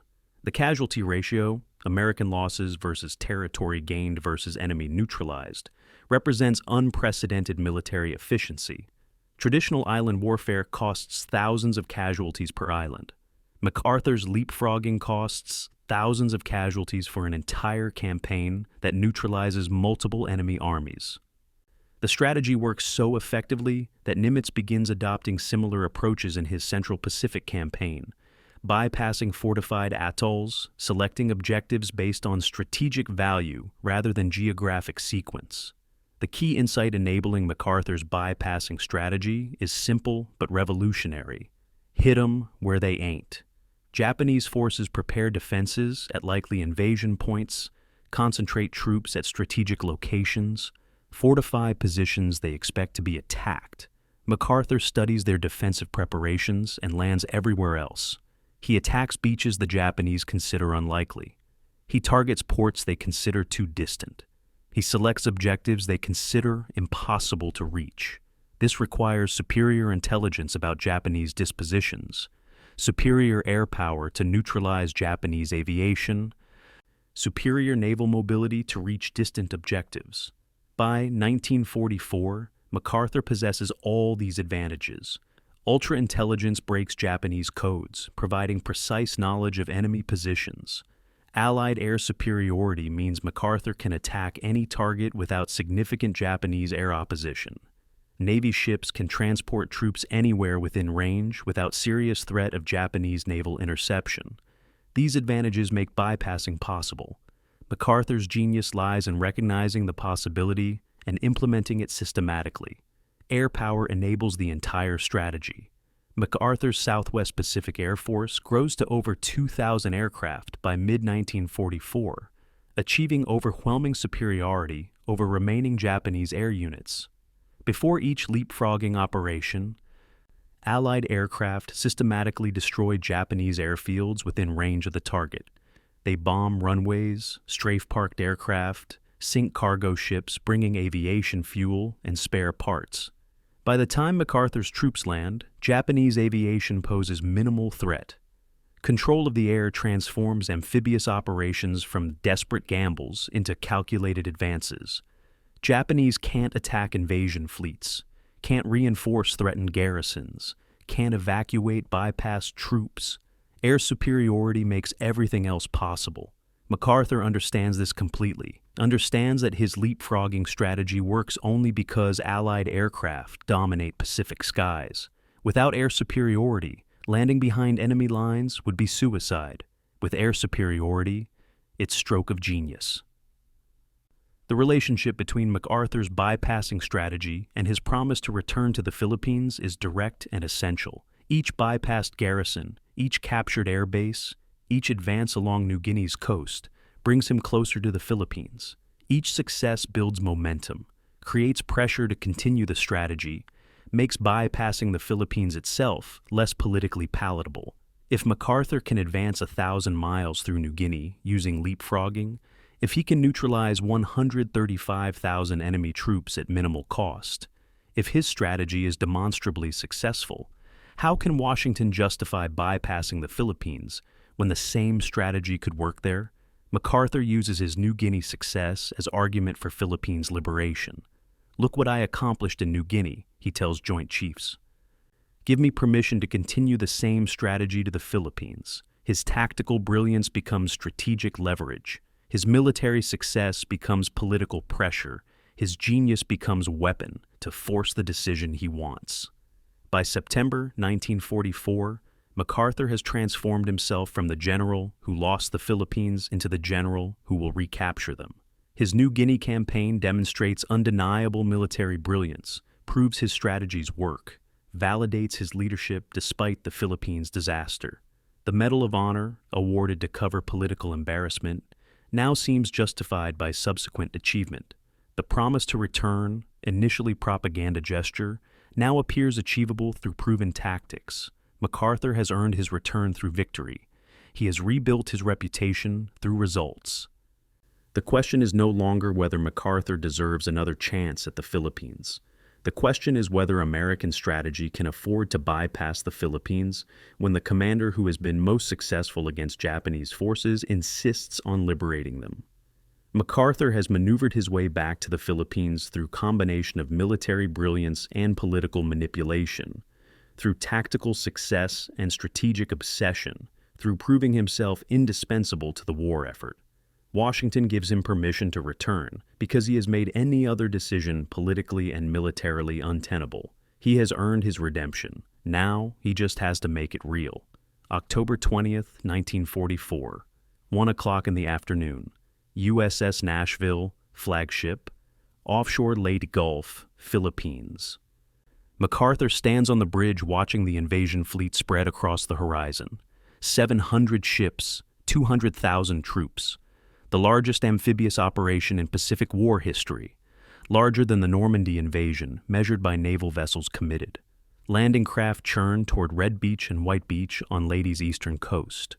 Naval gunfire pounds Japanese positions. Aircraft strafe the shoreline. Everything MacArthur has worked toward for 30 months. Everything he has promised. Everything his reputation depends upon. It all comes down to the next few hours. His staff expects him to remain aboard the Nashville until the beaches are secured, until engineers establish command posts, until the tactical situation stabilizes. MacArthur has different plans. He intends to go ashore while the beach is still under fire, to wade through the surf, to set foot on Philippine soil at the earliest possible moment. His staff protests. Too dangerous, unnecessary risk. Wait a few hours. MacArthur dismisses every objection. He promised to return. He will return now, immediately, dramatically, memorably. 2 o'clock in the afternoon. Landing craft number 1 carries MacArthur, Philippine President Sergio Osmeña, senior staff officers. The craft approaches Red Beach. Navy Beachmaster, responsible for managing the chaotic landing operations, sees MacArthur's craft approaching and frantically signals it to stand off. The beach is still taking fire. Japanese snipers operate from tree lines. Mortar rounds impact sporadically. This is no place for a theater commander, no place for the Philippine president, no place for anyone not actively engaged in combat. MacArthur ignores the Beachmaster's signals. He orders the coxswain to drive the craft onto the beach. The coxswain complies reluctantly, running the craft toward shore at full speed. Then, 50 yards from dry sand, the craft grounds on a sandbar. The ramp drops. Water depth, knee to waist deep. MacArthur looks at the water, looks at the beach, looks at the photographers he specifically ordered to accompany him. He steps off the ramp into Leyte Gulf. The wade ashore becomes the defining image of MacArthur's career, the photograph that appears in every history book, the moment that transforms a military operation into personal vindication. MacArthur, in khaki uniform and sunglasses, wades through knee-deep water with jaw set in determination. Sergio Osmeña wades beside him. Staff officers follow in a line. The photograph captures everything MacArthur wants to project: resolute leadership, personal courage, promise fulfilled. What the photograph doesn't show: this landing could have been dry. The Beachmaster had indicated deeper water channels where craft could beach properly. MacArthur's coxswain deliberately grounded 50 yards offshore on MacArthur's orders. The wade was choreographed, calculated, staged for maximum visual impact. MacArthur understood that history remembers images more than facts, that the photograph of him wading ashore would matter more than the technical details of the landing, that personal drama would make the story resonate in ways that dry military reporting never could. 2:30 in the afternoon. MacArthur reaches the beach, water still dripping from his uniform. A Signal Corps truck with mobile broadcasting equipment waits. MacArthur walks to the microphone. Artillery fire booms in the background, close enough to be audible, not close enough to be immediately dangerous. He speaks without notes, voice steady, words carrying across radio waves to listeners throughout the Philippines, throughout Asia, throughout America. People of the Philippines, I have returned. By the grace of Almighty God, our forces stand again on Philippine soil, soil consecrated in the blood of our two peoples. We have come, dedicated and committed to the task of destroying every vestige of enemy control over your daily lives, and restoring upon a foundation of indestructible strength the liberties of your people. The speech, broadcast live while combat continues inland, transforms military operation into spiritual crusade, makes the liberation something more than strategic necessity. MacArthur frames it as promise kept, as moral obligation fulfilled, as sacred duty completed. The next 3 days bring something even more revealing about MacArthur's priorities than the original landing. He orders the way to shore to be restaged 4 more times over the next 72 hours. Different photographers, different angles, different lighting conditions. Each time, MacArthur and his staff wade through the surf again, recreating the moment, perfecting the image. His subordinates find this faintly ridiculous. They have a battle to fight, Japanese forces to engage, objectives to secure. Instead, they're wading through water repeatedly for photographers. But MacArthur understands what his staff doesn't quite grasp. The image of the return matters as much as the return itself. The photograph will be published in newspapers worldwide, will appear in newsreels, will become iconographic representation of American determination and MacArthur's personal vindication. Staging it multiple times ensures the perfect shot, ensures maximum dramatic impact, ensures the image serves its purpose. History will remember the photograph, not the fact that it required 5 attempts to capture properly. The Battle of Leyte Gulf, occurring simultaneously with MacArthur's landing, represents the largest naval battle in human history. Japanese fleet makes desperate attempt to destroy the invasion force, throwing every available ship into operation that could have succeeded if luck had favored them slightly more. American forces win decisively, sinking 4 Japanese carriers, 3 battleships, 6 heavy cruisers, destroying Japanese naval power as coherent force. The battle ensures MacArthur's invasion cannot be defeated by naval intervention, ensures supply lines remain secure, ensures the Philippines campaign can proceed. MacArthur's communiques about Leyte mention the naval battle briefly, focus primarily on ground operations, emphasize his personal role in the liberation. Navy officers, who just fought the most significant naval engagement of the war, read MacArthur's communiques with bitter amusement. He mentions himself 47 times in the first week's communications. He mentions 7th Fleet twice. This is MacArthur's return, MacArthur's liberation, MacArthur's fulfillment of promise. Everyone else is supporting cast. The invasion force of 200,000 troops exceeds the Normandy landing in several metrics, though history remembers D-Day more vividly. Leyte involves more ships, 700 versus 5,000 landing craft and vessels at Normandy, but more capital ships at Leyte. Leyte faces more determined naval opposition. Japanese fleet attacks directly, unlike Normandy where German Navy remained largely absent. Leyte occurs farther from the friendly bases, 6,000 miles from American ports versus 100 miles from English ports at Normandy. Yet, Leyte receives less historical attention, partly because European theater dominates American consciousness, partly because MacArthur's self-promotion makes historians skeptical of his achievements. The tragedy is that Leyte represents genuinely impressive military operation, coordinating army, navy, and air force across vast distances, landing overwhelming force against defended beaches, establishing supply lines that will sustain 6 months of combat. MacArthur's compulsive need to ensure everyone knows he's accomplished something impressive undermines appreciation of accomplishments that are actually impressive. The radio speech, broadcast while combat continues, reveals MacArthur's gift for dramatic timing and religious language. He frames liberation in biblical terms: consecrated soil, grace of God, indestructible strength. He speaks to Filipino people as if addressing congregation, promising not just military victory, but spiritual restoration. The religious framing is deliberate, calculated to resonate with Catholic Filipino population, designed to present American return as something more than geopolitical strategy. MacArthur understands that people fight harder for moral causes than for strategic objectives. That liberation presented as sacred duty inspires more than liberation presented as military necessity. His speech transforms the landing from tactical operation into epical moment, from military maneuver into historical destiny fulfilled. Critics accuse MacArthur of grandiosity. They're correct. But the grandiosity serves purpose. It makes the Philippines campaign feel significant in ways that kill ratios and territorial gains never could. The question of whether landing at Leyte while under fire constituted unnecessary risk or inspiring leadership depends entirely on perspective. MacArthur's staff considered it reckless vanity, exposing the theater commander to sniper fire and random artillery for the sake of theatrical gesture.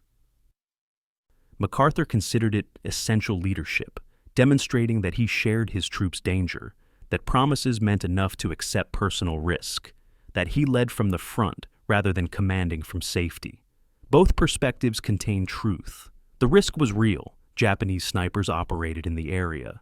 Stray bullets killed soldiers throughout the day. MacArthur's distinctive appearance made him identifiable target. But the risk was also calculated. The beach was largely secured. Organized Japanese resistance had been pushed inland. The probability of MacArthur actually being hit was low. He performed leadership theater brilliantly enough that the performance felt genuine. Perhaps it was genuine. Perhaps MacArthur's theatrical instincts and his personal courage were so thoroughly entangled that he couldn't separate performance from authenticity, that he genuinely felt the dramatic gestures he calculated so carefully. The 5 separate photo opportunities for the landing reveal MacArthur's sophisticated understanding of modern media. In World War I, commanders relied on print journalism and official reports to shape their reputations. By World War II, photography and newsreels reach mass audiences directly, creating immediate visual impressions that bypass written analysis. MacArthur recognizes that one perfect photograph is worth 1,000 tactical reports, that visual imagery shapes public perception more powerfully than strategic achievement. So, he creates the perfect photograph, ensures it captures him at the precise moment of promise fulfilled, ensures lighting and composition serve the narrative he wants to tell. This is not incompetence or vanity, it's mastery of modern communication, understanding that military leadership in democratic society requires public relations skill alongside tactical competence. The tragedy is that MacArthur's obvious manipulation of media makes people discount his genuine achievements, makes them suspicious of victories that were actually won, makes them question competence that was actually demonstrated. October 20th, 1944. By midnight, 12 hours after landing, over 60,000 troops are ashore. Japanese resistance, though determined, cannot stop the invasion. MacArthur's promise is fulfilled in its most literal sense.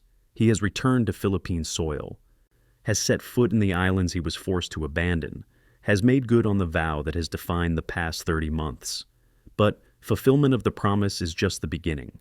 The Philippines campaign will continue for 9 more months. It will cost 14,000 American lives and over 200,000 Japanese lives. It will involve some of the most brutal urban combat of the Pacific War. It will raise uncomfortable questions about whether liberating the Philippines was strategically necessary or personally obsessive. But all of that lies ahead. For this single day, this October afternoon in 1944, MacArthur has achieved exactly what he promised. He has returned. The photograph proves it. The radio broadcast confirms it. The theater commander who lost the Philippines has recaptured them, or at least begun the process of recapture. Whether the cost justifies the achievement, whether the promise should have been made in the first place, whether personal redemption should drive strategic decisions, these questions will haunt historians for generations. But they cannot diminish the essential truth of the moment. Douglas MacArthur said he would return, and he did. Daily Ritual, MacArthur's headquarters. Port Moresby, 1943. Then Brisbane. Then Manila, 1945. Every evening, MacArthur's press officer brings him the draft communique summarizing the day's operations. MacArthur reads it carefully, red pen in hand, editing, revising, perfecting. He changes passive voice to active, changes Allied forces to MacArthur's forces, changes captured to MacArthur's troops seized, changes every formulation that doesn't emphasize his personal command. his direct leadership, his individual role in every success. The communiques are tactical reports transformed into personal publicity, military updates rewritten as hagiography. They drive his subordinates to distraction, embarrass his allies, create resentment among commanders who recognize their contributions are being systematically erased from the historical record. But MacArthur continues the practice throughout the war, generating hundreds of communiques that mention his name thousands of times, creating a documentary record that reads like autobiography disguised as military reporting. February 1944. A statistical study analyzes MacArthur's communiques against other theater commanders' communications. The results are devastating. MacArthur's Southwest Pacific communiques mention MacArthur an average of 142 times across a sample of combat reports. Admiral Chester Nimitz's Central Pacific communiques mention Nimitz 8 times in comparable reports. General Dwight Eisenhower in Europe uses passive voice almost exclusively. Allied forces advanced. Enemy positions were captured. Strategic objectives were secured. Eisenhower's name appears in his communiques primarily when he's issuing direct quotes or policy statements. MacArthur's name appears as the active subject of every significant verb. MacArthur's forces invaded. MacArthur captured. MacArthur destroyed. The statistical disparity is so extreme that it becomes punchline among military professionals. A joke circulates in Washington. In Europe, armies fight. In the Pacific, MacArthur fights. Admiral William Halsey, commanding Third Fleet in support of MacArthur's Philippines operations, explodes with frustration after reading MacArthur's Leyte Gulf communiques. The Navy just won the largest naval battle in history, just destroyed the Japanese fleet as coherent fighting force, just ensured MacArthur's invasion cannot be defeated by naval intervention. MacArthur's communique about Leyte Gulf. Our forces have achieved a crushing victory. Enemy naval forces attempting to interfere with our operations have been decisively defeated. The communique mentions 7th Fleet in a subordinate clause. It does not mention Halsey's 3rd Fleet at all. It does not mention that naval forces operated independently under their own commanders, not under MacArthur's direct tactical control. It presents the naval victory as if MacArthur personally commanded the ships. Halsey writes a private letter to Admiral King describing his amazement at MacArthur's capacity for self-deception and apparently pathological need for credit. The letter stays private. Public criticism of a theater commander during wartime would be insubordination. So Halsey settles for private fury and dark amusement. MacArthur's relationship with Henry Luce, publisher of Time and Life magazines, provides him unprecedented positive coverage in America's most influential publications. Luce, conservative Republican with missionary parents who worked in China, shares MacArthur's contempt for European theater priority, shares his view that Asia matters more than Europe, shares his conviction that communist influence in China represents existential threat. Time magazine runs cover stories on MacArthur multiple times during the war, each one presenting him as visionary commander, brilliant strategist, America's greatest general. Life magazine publishes photo essays of MacArthur's campaigns with captions that read like publicity materials. The coverage is so uniformly positive, so uncritically admiring, that it crosses from journalism into propaganda. Luce's publications essentially function as MacArthur's public relations arm, shaping American public opinion to support his strategies, his funding requests, his territorial priorities. Other commanders receive coverage based on their achievements. MacArthur receives coverage based on his friendship with the publisher. Stars and Stripes, the military newspaper, conducts an informal poll of Pacific Theater troops in mid-1944. The question, does MacArthur unfairly take credit for achievements by others? 66% of respondents say yes. The poll is never officially published. Stars and Stripes editors recognize that publicizing such negative views of a theater commander would damage morale and invite official rebuke. But the results circulate among headquarters staff, among unit commanders, among the journalists who cover the Pacific War. The troops who fight MacArthur's campaigns, who win his victories, who suffer the casualties that enable his advances, they understand exactly what their commander is doing with his communiques. They recognize the credit hogging, the self-promotion, the erasure of their contributions, and they resent it. Not enough to refuse orders or diminish their combat effectiveness, but enough to create cynicism about their commander's motivations, enough to question whether he cares more about victory or about the credit for victory. Australian commanders feel particularly aggrieved by MacArthur's communiques. Australian forces do the bulk of fighting in New Guinea, suffer the majority of casualties in multiple campaigns, conduct operations that MacArthur's communiques present as American achievements. After the Salamaua campaign, in which Australian 3rd Division fights for 8 months to capture the objective, MacArthur's communique reads, "MacArthur's forces have taken Salamaua. Allied troops advanced under difficult conditions to secure this strategic position." Australia is mentioned once as Allied troops, in a communique about a battle they largely fought alone. Australian Prime Minister John Curtin complains privately to Washington that his forces are being written out of history, that MacArthur treats Australian divisions as if they're American units, that future generations will believe Americans won campaigns that Australians actually fought. Washington sympathizes but does nothing. Alienating MacArthur over communique language is not worth the political crisis it would create. The contrast with Eisenhower's communique style reveals dramatically different command philosophies. Eisenhower deliberately minimizes his personal role, emphasizes coalition nature of Allied operations, ensures British, Canadian, French, and Polish contributions receive proper recognition. His communiques about D-Day credit Allied forces, and mention subordinate commanders by name: Bradley, Montgomery, Patton. Eisenhower understands that coalition warfare requires sharing credit, that Allied forces fight better when their contributions are acknowledged, that erasing national contributions creates resentment that undermines cooperation. MacArthur, commanding coalition force that includes American, Australian, New Zealand, and Filipino troops, takes opposite approach. His communiques erase national distinctions, attribute all success to his personal leadership, create impression that he personally commands every unit, personally wins every victory, personally deserves credit for every achievement. The approach works politically in America, where public sees MacArthur as heroic theater commander. It fails politically with allies, who see MacArthur as credit-stealing narcissist. The compulsive self-promotion extends beyond communiques into every aspect of MacArthur's command.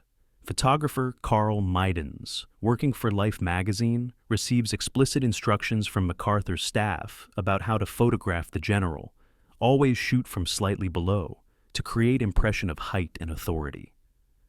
Always ensure lighting emphasizes his profile, his strong jaw, and commanding gaze. Always position MacArthur in center of frame, with subordinates in supporting positions. Never photograph MacArthur in situations that might suggest vulnerability, uncertainty, or human weakness. Meidens complies, shooting hundreds of photographs that present MacArthur as larger-than-life figure, as icon rather than human, as symbol rather than soldier. The photographs are technically excellent and emotionally manipulative, creating visual narrative of heroic commander that serves MacArthur's purposes perfectly. Meidens later describes the experience as photographing a movie star rather than a military officer, noting that MacArthur understood camera angles and lighting better than most professional models. March 1945. Manila Hotel, recently recaptured from Japanese forces. MacArthur insists on personally leading photographers to his penthouse apartment, the residence he occupied before the war. The apartment is destroyed. Japanese defenders fought from the hotel during Manila's liberation. American artillery reduced much of the building to rubble. MacArthur climbs through wreckage to reach his former quarters. Photographers capture him, surveying the destruction, his face set an expression of grim determination. The photographs appear in newspapers worldwide with captions about MacArthur returning to his home, about promises kept, about symbolic restoration. What the photographs don't show: MacArthur orchestrated this entire photo opportunity, delayed his schedule to ensure proper lighting, positioned himself carefully to maximize dramatic impact. The destroyed apartment matters to him, primarily as symbol, as visual representation of his personal journey from evacuation to return, as image that encapsulates the larger narrative he's been constructing for 3 years. The question historians still debate: does MacArthur's self-promotion diminish his genuine accomplishments, or simply ensure those accomplishments receive proper recognition? MacArthur's defenders argue that modern warfare requires public relations skill, that democratic societies need military leaders who can communicate effectively with civilian populations, that ensuring proper credit for victories is legitimate leadership function. Critics argue that MacArthur's compulsive need for recognition reveals narcissistic personality disorder, that his inability to share credit demonstrates fundamental character flaw, that his systematic erasure of others' contributions borders on historical fraud. Both perspectives contain elements of truth. MacArthur achieved genuine military victories through brilliant strategy and aggressive leadership.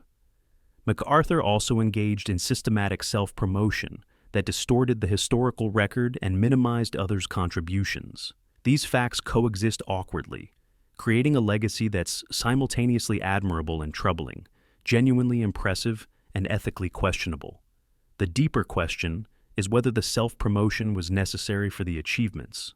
Did MacArthur's ego drive his success, providing motivation to attempt risky operations and overcome obstacles that would defeat more modest commanders? Or did his ego coexist separately from his competence, meaning he could have been equally successful without the compulsive credit-seeking? The answer probably varies by situation. Some of MacArthur's greatest achievements, the New Guinea campaign, the Inchon landing, required confidence bordering on arrogance, required willingness to attempt operations others considered impossible, required self-belief that enabled persistence despite initial failures. In those cases, the ego and the achievement seem inseparable, but the relentless self-promotion after victories seems less necessary, seems motivated more by insecurity than by strategic purpose, seems designed to protect a reputation he couldn't quite believe was secure without constant reinforcement. MacArthur was simultaneously one of the most confident and one of the most insecure commanders in American military history. The contradiction is the key to understanding him. He achieved greatness while desperately needing everyone to acknowledge that greatness, won victories while obsessively ensuring he received credit for those victories, demonstrated genuine brilliance while compulsively advertising that brilliance. The tragedy is that the advertisement undermined appreciation of the genuine article, that his need to tell everyone he was great made people doubt whether he actually was. September 1942. The Kokoda Trail, New Guinea. Militia soldiers of the Australian 39th Battalion stumble through jungle, fighting Japanese advance toward Port Moresby. These are not professional soldiers. They're civilian volunteers, mostly teenagers, trained for just weeks before being thrown into combat against battle-hardened Japanese veterans, fresh from conquering Singapore and Malaysia.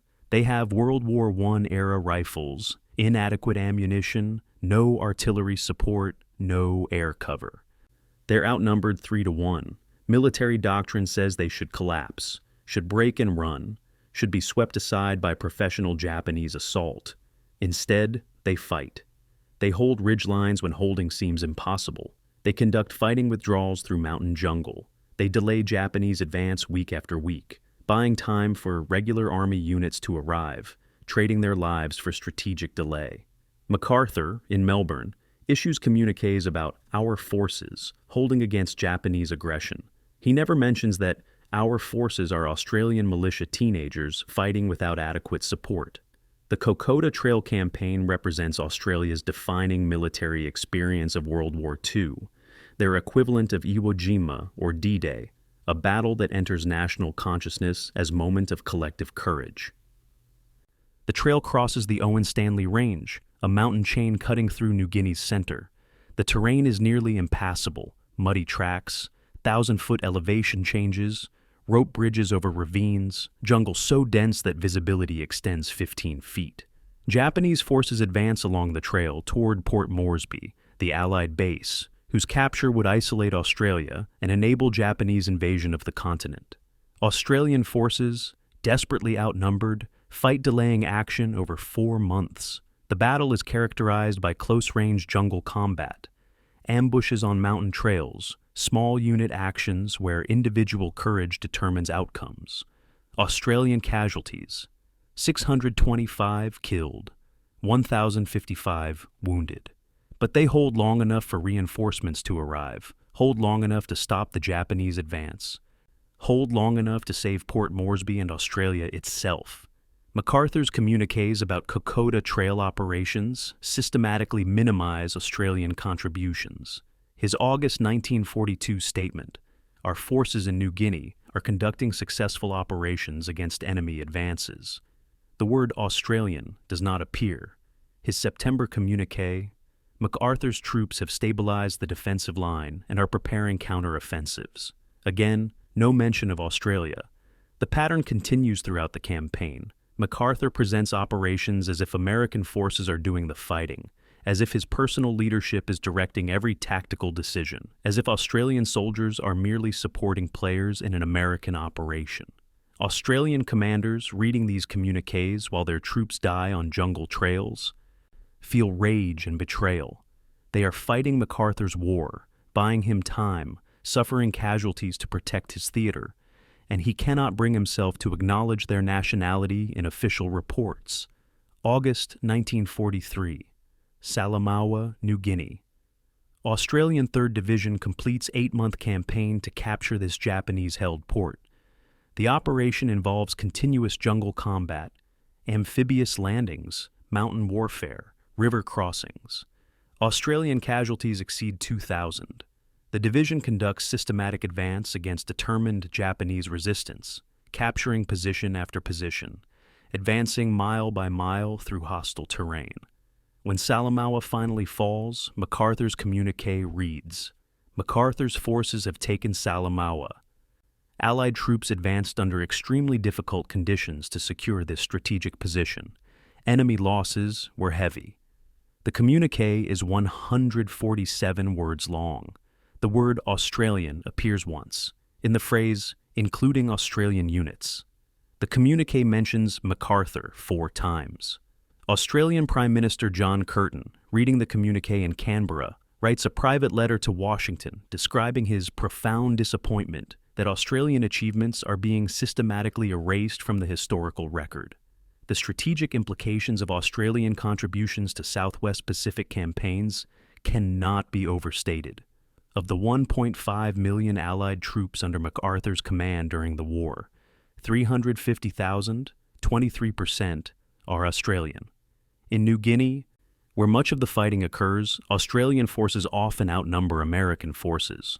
Australian divisions conduct independent operations, hold entire sectors, fight campaigns that MacArthur's communiques attribute to his personal command. Australian casualties in the Southwest Pacific: over 15,000 killed and wounded. American casualties in the same theater: over 10,000 killed and wounded. The casualty figures reveal that Australians are doing more of the dying than MacArthur's communiques suggest. Yet, post-war histories, based largely on official communiques and MacArthur's memoirs, often minimize Australian roles, treating them as supporting forces in American campaigns rather than as equal partners bearing equal or greater burdens. December 1944 brings the most cynical use of Australian forces. MacArthur assigns Australian divisions to mop up Japanese garrisons bypassed during his advance toward the Philippines. These operations receive designation cleaning up operations, suggesting easy missions requiring little combat. The reality is different. The bypassed garrisons, though isolated, still number tens of thousands of troops in well-fortified positions. Mopping up means attacking these positions, incurring casualties to eliminate resistance that poses no strategic threat. Australian commanders protest that these operations are militarily unnecessary, that bypassed garrisons could simply be contained until war's end, that attacking them wastes Australian lives for no strategic purpose. MacArthur overrules them. The bypassed positions must be eliminated. Australians must do the eliminating. American forces continue advancing toward Japan. Australian forces fight battles that accomplish nothing except casualties. The assignments feel like deliberate marginalization, like relegating Australia to secondary roles while Americans win glory in primary operations. February 1945. Australian operations in Borneo. MacArthur orders Australian forces to invade Borneo and recapture oil fields from Japanese occupation. The operation makes strategic sense only if the war continues for years, liberating oil wells that can supply Allied forces in later stages of the conflict. But by February 1945, Japan is clearly losing. American forces stand 200 miles from the Japanese home islands. Strategic bombing is destroying Japanese cities. Submarine blockade has crippled Japanese economy. The war will end within months, making Borneo's oil fields strategically irrelevant. Australian commanders argue that Borneo operation is unnecessary, that casualties will be incurred for resources that won't matter. MacArthur insists the operation proceed. Australian forces invade Borneo, suffer casualties capturing oil fields that will never contribute to Allied war effort because Japan surrenders before the fields can be restored to production.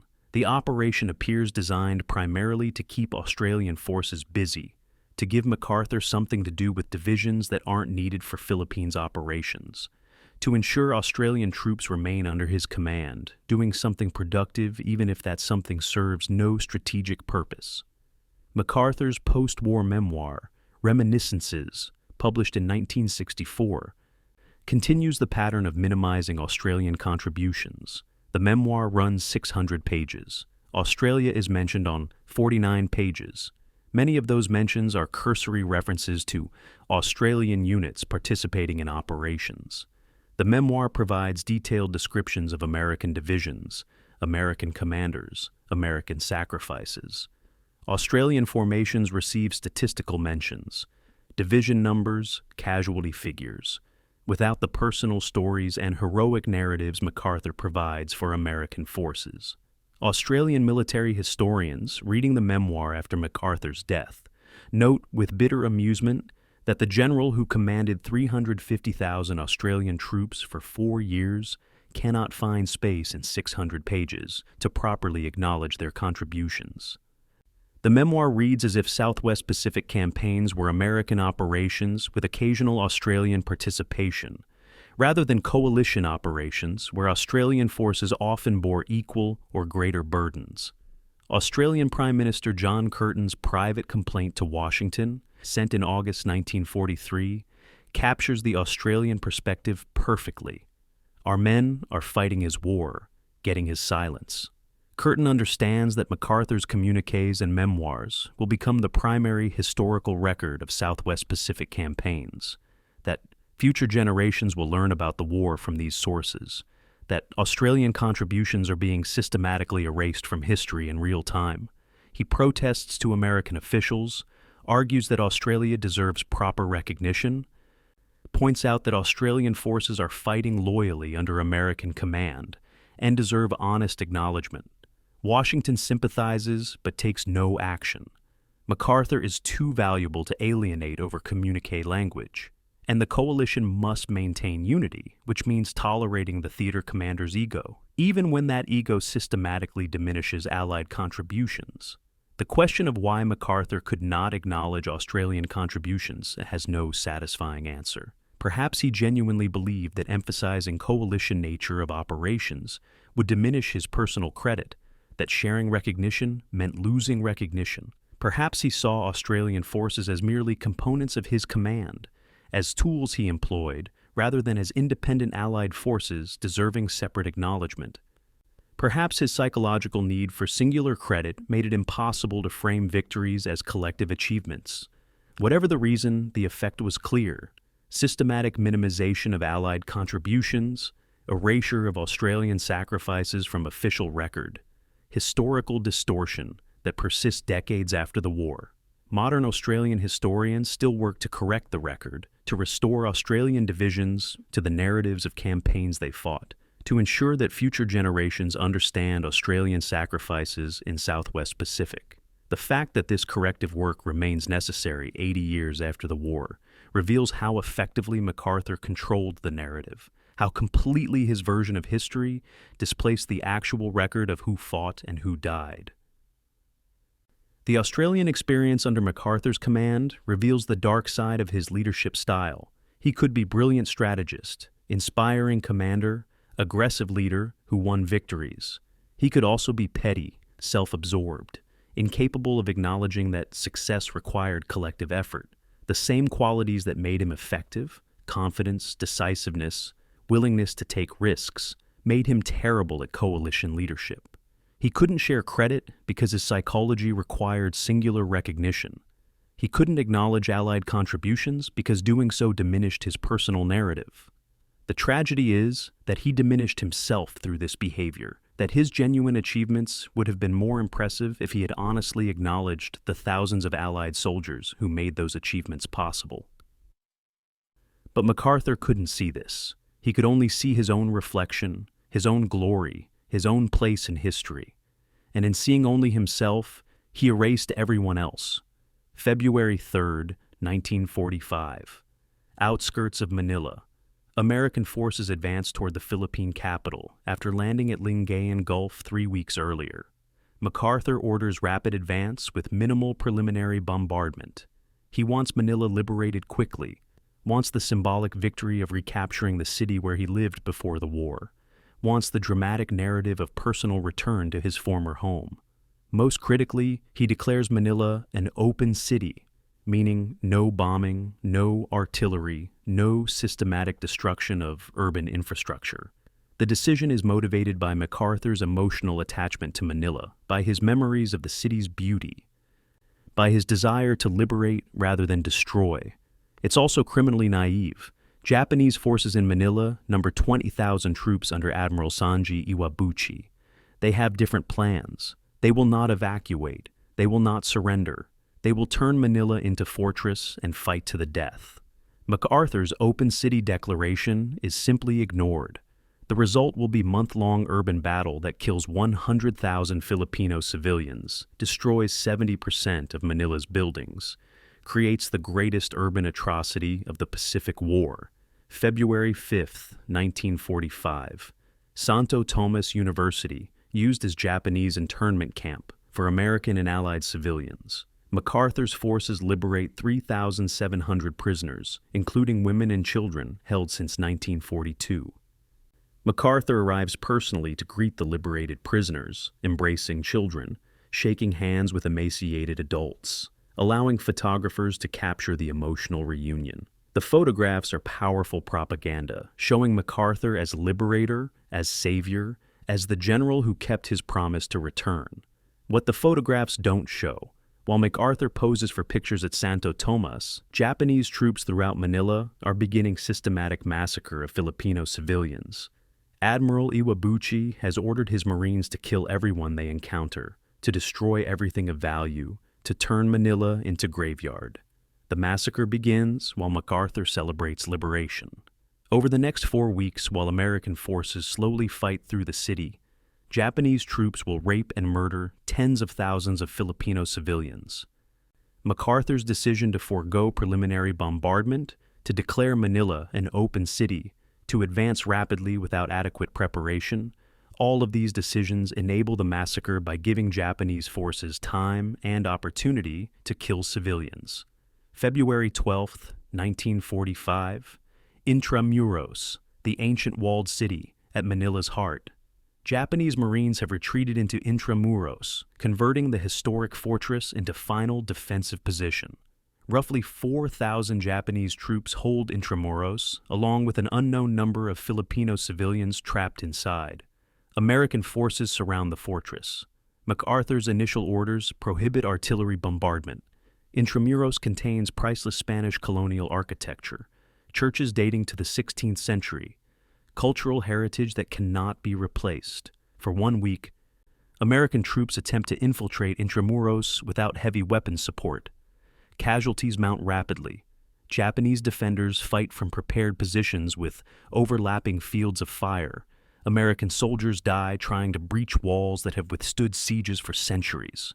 After 7 days of futile assaults and mounting casualties, MacArthur reverses his orders. he authorizes full artillery bombardment. The cultural heritage he tried to preserve will be destroyed to save American lives.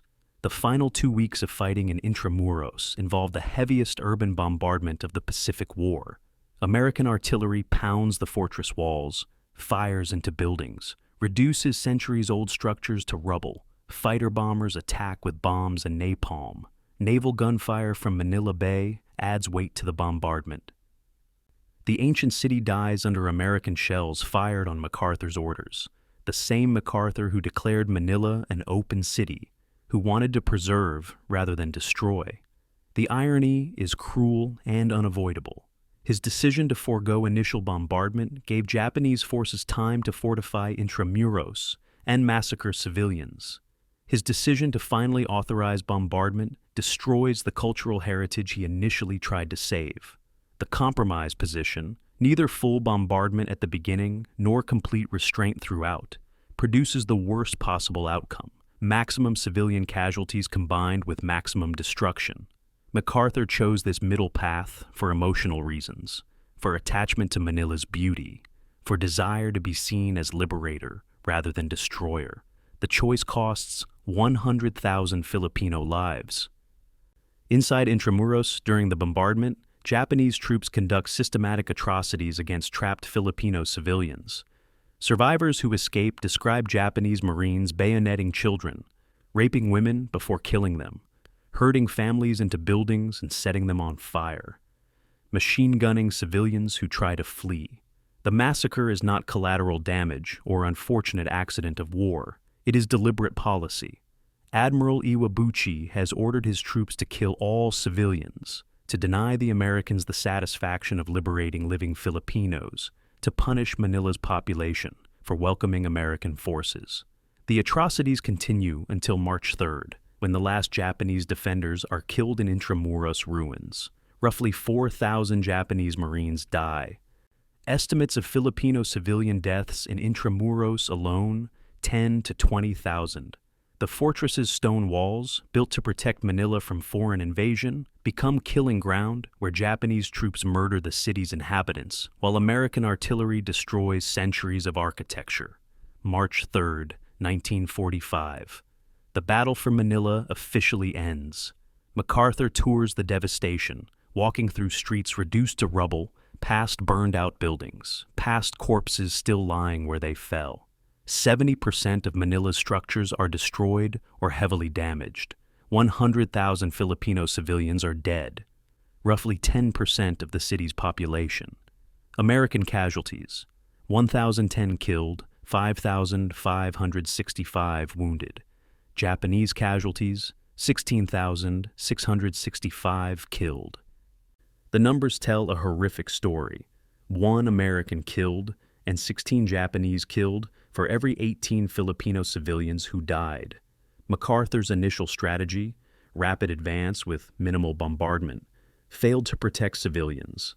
His final strategy, heavy bombardment after 1 week of restraint, failed to protect cultural heritage. The middle path he chose protected neither people nor buildings, resulting in casualties and destruction that properly executed strategy might have minimized. MacArthur refuses to publicly acknowledge the civilian death toll or accept any responsibility for the decisions that enabled it. His communiques about Manila's liberation emphasize American casualties and Japanese resistance, mention Filipino civilian suffering briefly as regrettable consequences of Japanese fanaticism. He frames the massacre as entirely Japanese responsibility, which is partially true.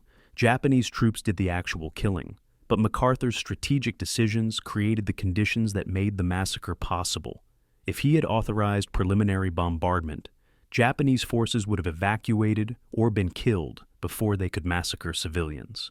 If he had maintained his prohibition on bombardment, more Americans would have died, but civilian casualties might have been lower. The middle path, no bombardment initially, then maximum bombardment later, gave Japanese forces both time to massacre civilians and eventually subjected those civilians to American artillery.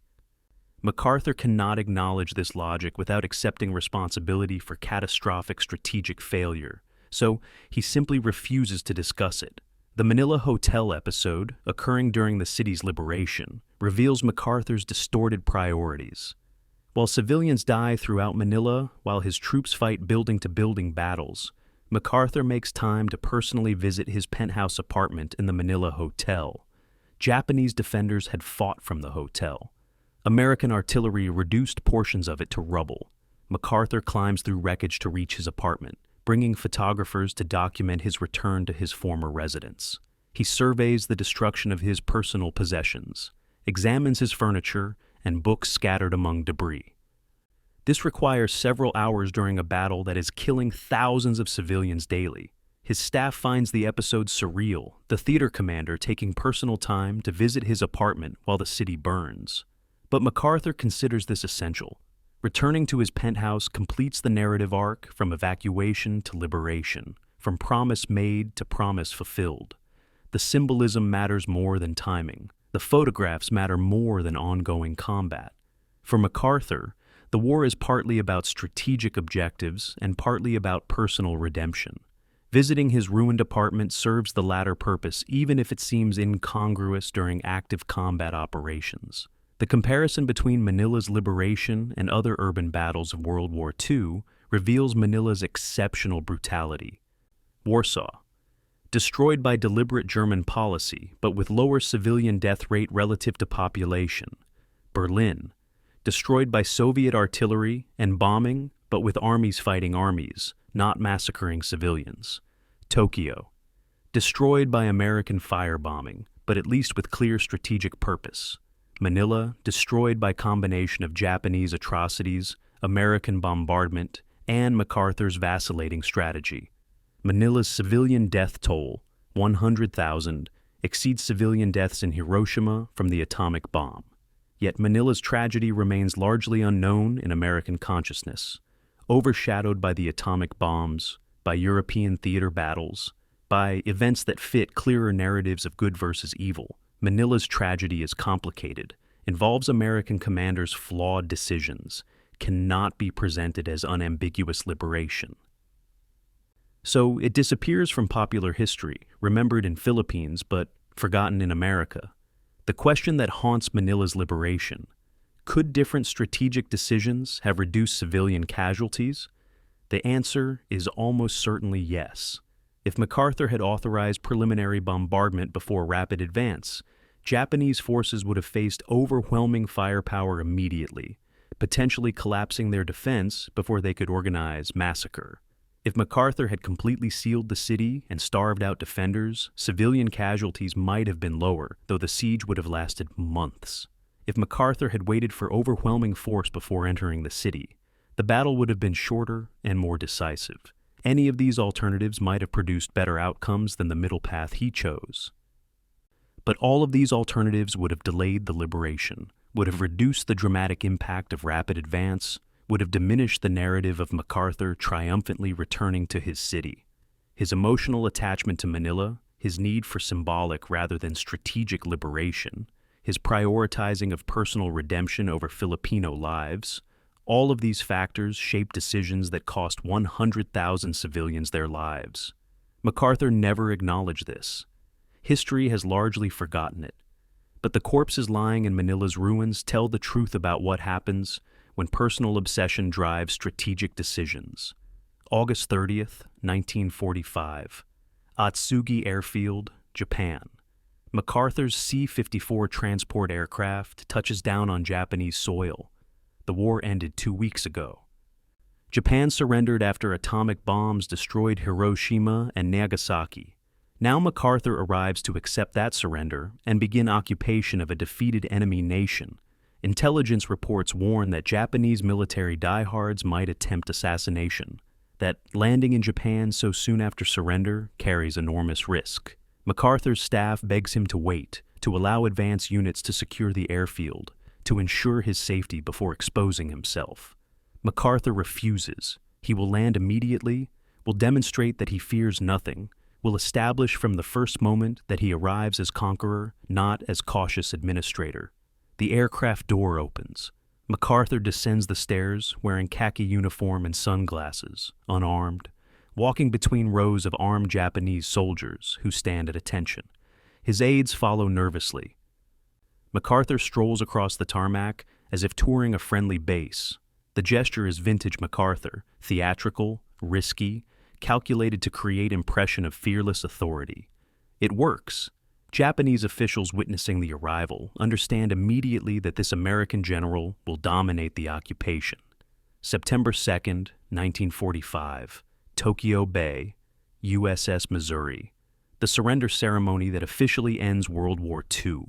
MacArthur presides over the ceremony as Supreme Commander for the Allied Powers, representing not just America, but all nations that fought Japan. The ceremony's choreography reflects MacArthur's understanding of symbolism and power. He positions the surrender table beneath the spot where Commodore Matthew Perry's flag flew when Perry opened Japan to Western trade 92 years earlier. The visual connection is deliberate. MacArthur represents Second Great American Transformation of Japan, turning militarist empire into peaceful democracy, just as Perry turned isolated kingdom into modern nation. Japanese Foreign Minister Mamoru Shigemitsu signs the surrender documents, his hand shaking, his face revealing humiliation. MacArthur signs for the Allied powers, his signature firm and clear. Then he speaks, his brief remarks emphasizing reconciliation rather than revenge.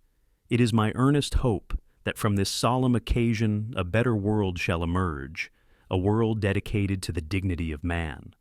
The speech surprises Japanese officials who expected triumphalist gloating. MacArthur the warrior begins transforming into MacArthur the statesman. September 1945. The Dai-ichi Building, Tokyo. MacArthur establishes his headquarters in the life insurance company building facing the Imperial Palace. The location is symbolically perfect. MacArthur can see the emperor's residence from his office window, visual reminder that American authority now supersedes imperial authority.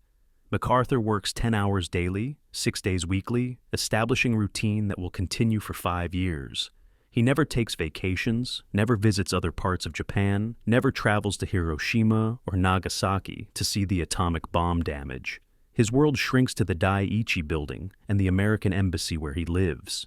He becomes, in the words of one observer, the emperor's emperor, wielding absolute authority over 80 million people while maintaining the fiction that Emperor Hirohito retains symbolic position. The arrangement works because MacArthur understands Japanese psychology better than any American official. Japan needs the emperor as symbol of continuity. MacArthur needs the emperor as mechanism of control. Their interests align perfectly.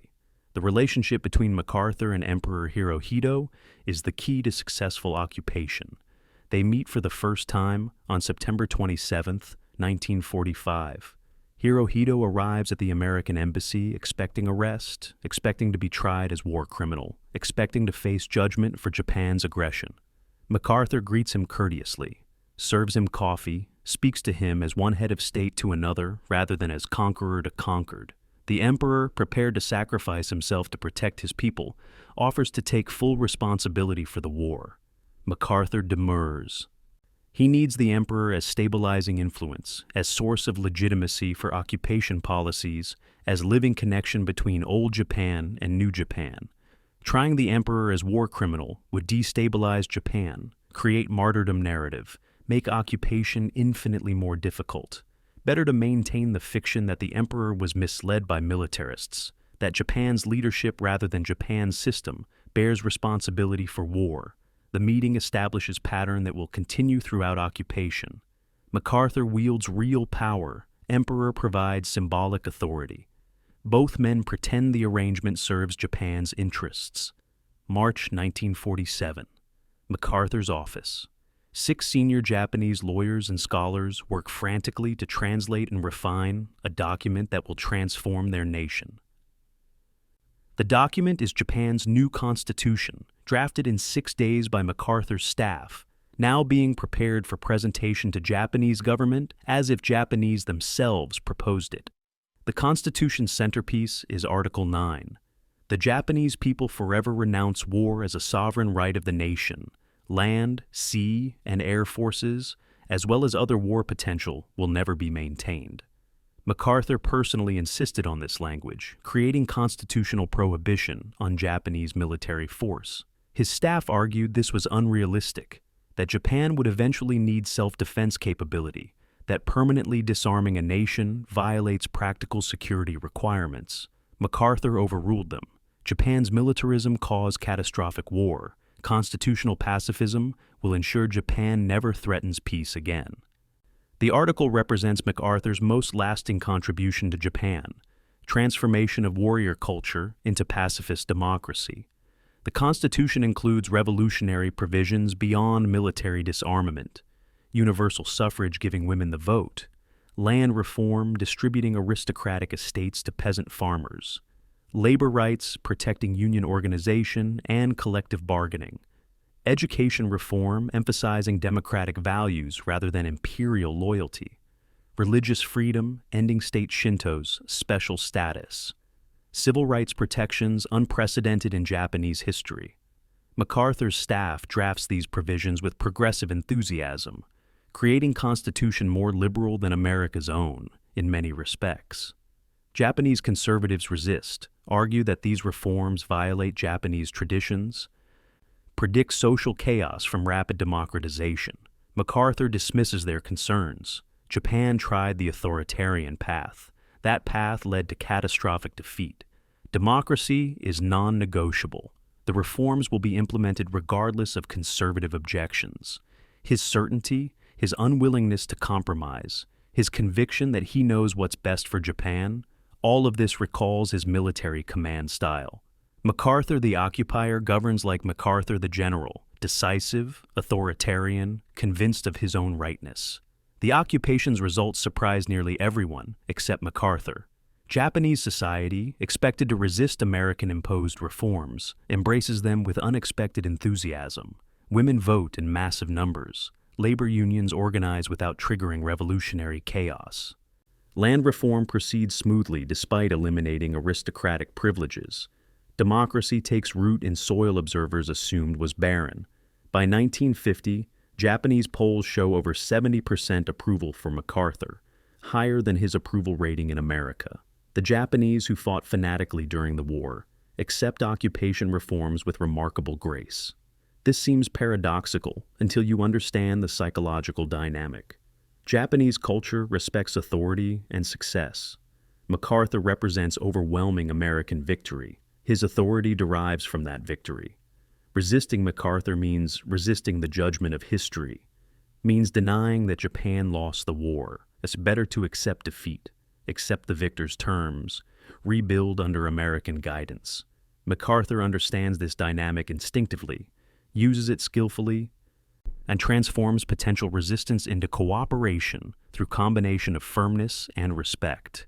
MacArthur's decision to prohibit Soviet participation in occupation proves strategically crucial. Stalin demands that Soviet forces occupy northern Japan, participate in occupation government, share control of reconstruction. MacArthur flatly refuses. Japan will be occupied by American forces under his sole command.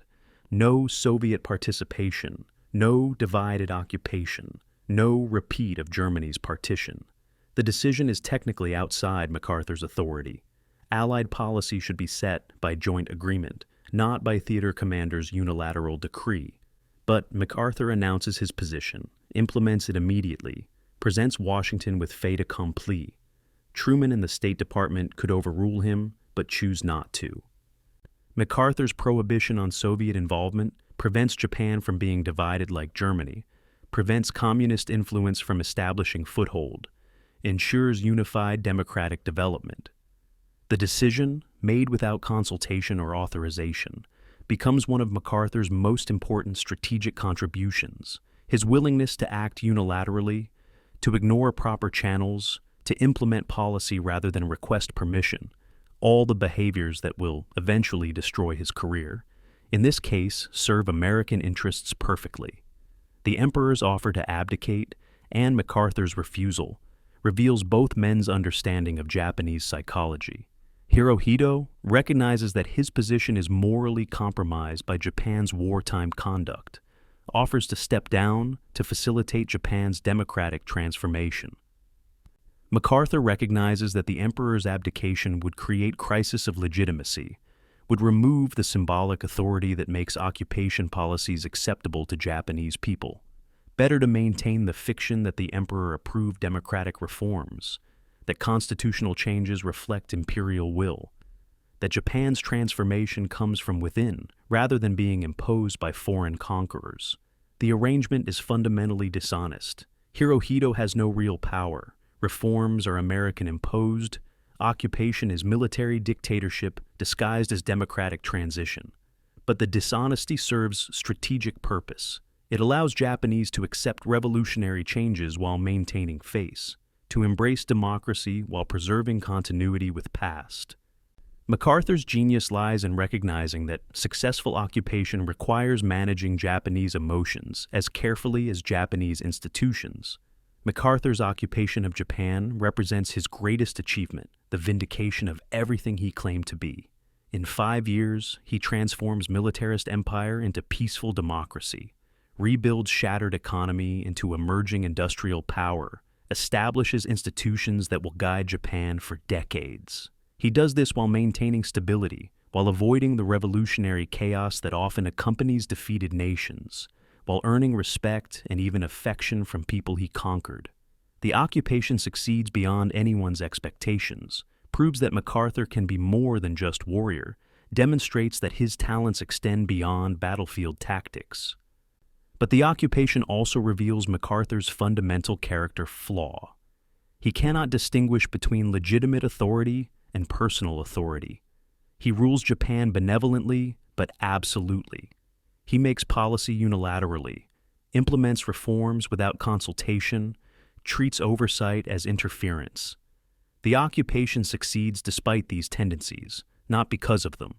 Japanese circumstances, their cultural respect for authority, their psychological need for strong leadership after catastrophic defeat, their homogeneous society minimizing ethnic conflicts, make MacArthur's autocratic style effective. But these same autocratic tendencies, the same inability to accept oversight, the same conviction that his judgment supersedes Washington's authority, all of this will destroy him when he faces different circumstances in Korea. The occupation's success teaches MacArthur exactly the wrong lesson, that his judgment is infallible, that civilian oversight is unnecessary, that military commanders should make policy rather than implement it. The question historians still debate: did MacArthur succeed in Japan because of his abilities or despite his flaws? The answer is probably both. His strategic vision, his understanding of Japanese psychology, his willingness to implement radical reforms, all of these contributed to occupation success. But his autocratic style, his unilateral decision-making, his refusal to consult Washington, all of these worked only because circumstances in Japan were uniquely favorable. MacArthur interprets Japan's success as validation of his leadership style, as proof that his methods work. He fails to recognize that success resulted from alignment of his methods with specific circumstances, that different circumstances might require different approaches. This failure of self-awareness, this inability to distinguish between general principles and context-specific successes, sets up his eventual catastrophe in Korea. He believes he understands Asia because he succeeded in Japan. He believes his judgment supersedes Washington's because his judgment was correct in Japan. He believes civilian oversight is unnecessary because it was minimal in Japan. All of these beliefs, reinforced by occupation success, make him incapable of adjusting when circumstances change. Japan transforms MacArthur from controversial general into American Caesar, absolute ruler of 80 million people, answerable to no one. The role fits him perfectly. Too perfectly. He cannot imagine returning to normal military hierarchy, cannot accept that his imperial authority in Japan was temporary exception rather than permanent status. The occupation success plants seeds of his downfall. June 25, 1950. Seoul, South Korea. 3:30 in the morning. North Korean artillery opens fire across the 38th parallel, the line dividing Soviet-occupied North Korea from American-occupied South Korea. The barrage continues for 20 minutes, shredding South Korean defensive positions. Then, North Korean infantry attacks, 90,000 troops, 150 tanks, overwhelming force against South Korean army of 98,000 poorly equipped soldiers. The invasion is total surprise. American intelligence predicted North Korea lacked capability for major offensive. The prediction is catastrophically wrong.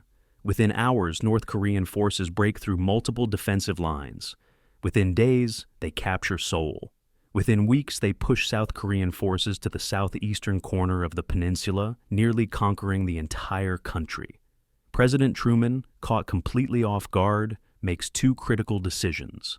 America will intervene to stop communist aggression, and Douglas MacArthur will command the intervention. The second decision will prove almost as consequential as the first. June 27, 1950. MacArthur flies from Tokyo to South Korea to personally assess the situation. He's 70 years old, still commands occupation forces in Japan, technically has no responsibility for Korea. But the war is in his theater, the crisis demands response, and MacArthur cannot resist the opportunity to command and combat again. He observes retreating South Korean forces, watches civilians fleeing in panic, sees North Korean advance rolling south. The situation is desperate. South Korea will fall within weeks without massive American intervention. MacArthur returns to Tokyo and cables Washington with characteristic certainty. He can hold Korea. He needs American ground troops. Give him command, and he will stop the communist advance. Truman, with few alternatives, approves. MacArthur becomes commander of United Nations forces in Korea, the last combat command of his career, the assignment that will end in his dismissal and disgrace. July 1950. Pusan Perimeter. American and South Korean forces establish defensive line around Pusan, South Korea's southeastern port. It's the last territory they control. North Korean forces attack relentlessly, trying to push the defenders into the sea. American troops, rushed from occupation duty in Japan, fight desperately to hold the line. They're unprepared for combat. Occupation duty left them soft. Their equipment is inadequate. Many units have never seen combat, but they hold.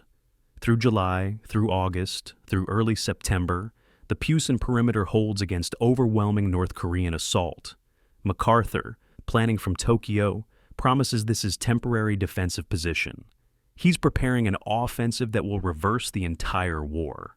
His staff listens skeptically. They've heard MacArthur's promises before. Sometimes those promises are genius. Sometimes they're delusion.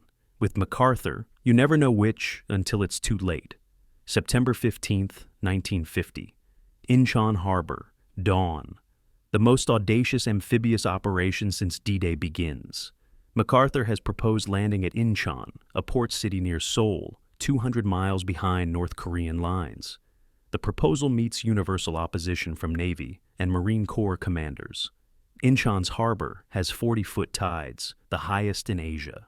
Ships must navigate narrow channel to reach landing beaches. Seawalls prevent normal amphibious landings. The Marines must scale walls under fire like medieval assault on castle.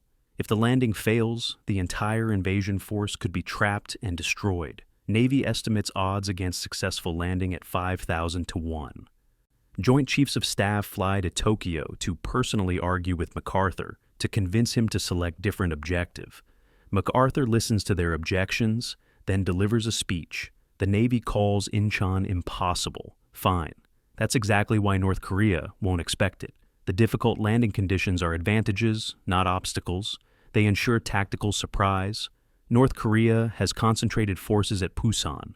Their rear is undefended. Land at Incheon, capture Seoul, cut North Korean supply lines, and the invasion force collapses. His confidence is absolute. His reasoning is compelling. Against their better judgment, the Joint Chiefs approve. The landing succeeds beyond anyone's expectations, except MacArthur's.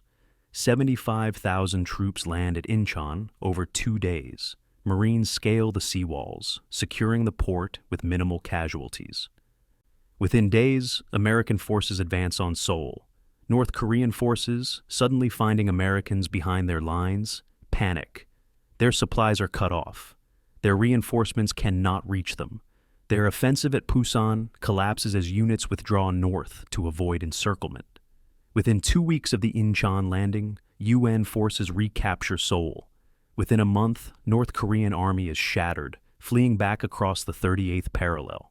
MacArthur has achieved complete reversal of the war in 30 days through one brilliant, risky operation that everyone said was impossible. The Incheon landing represents MacArthur's strategic genius at its absolute peak. Against unanimous expert opposition, against tactical logic, against reasonable prudence, MacArthur insisted on the impossible operation, and it worked perfectly. The landing saves South Korea, destroys the North Korean invasion, reverses seemingly hopeless situation. It's MacArthur's greatest triumph, proof of everything he claims about his military genius. October 1st, 1950. The 38th parallel.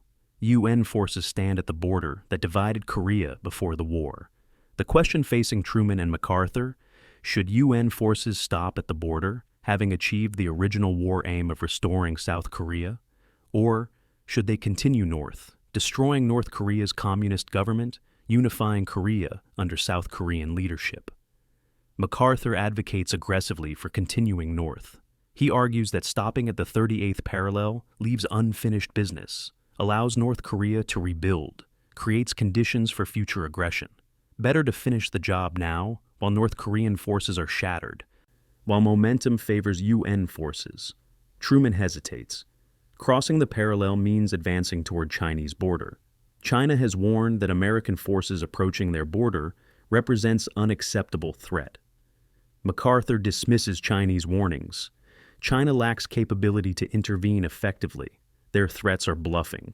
Advance to the Yalu River. Destroy North Korean government. Unify Korea under UN protection.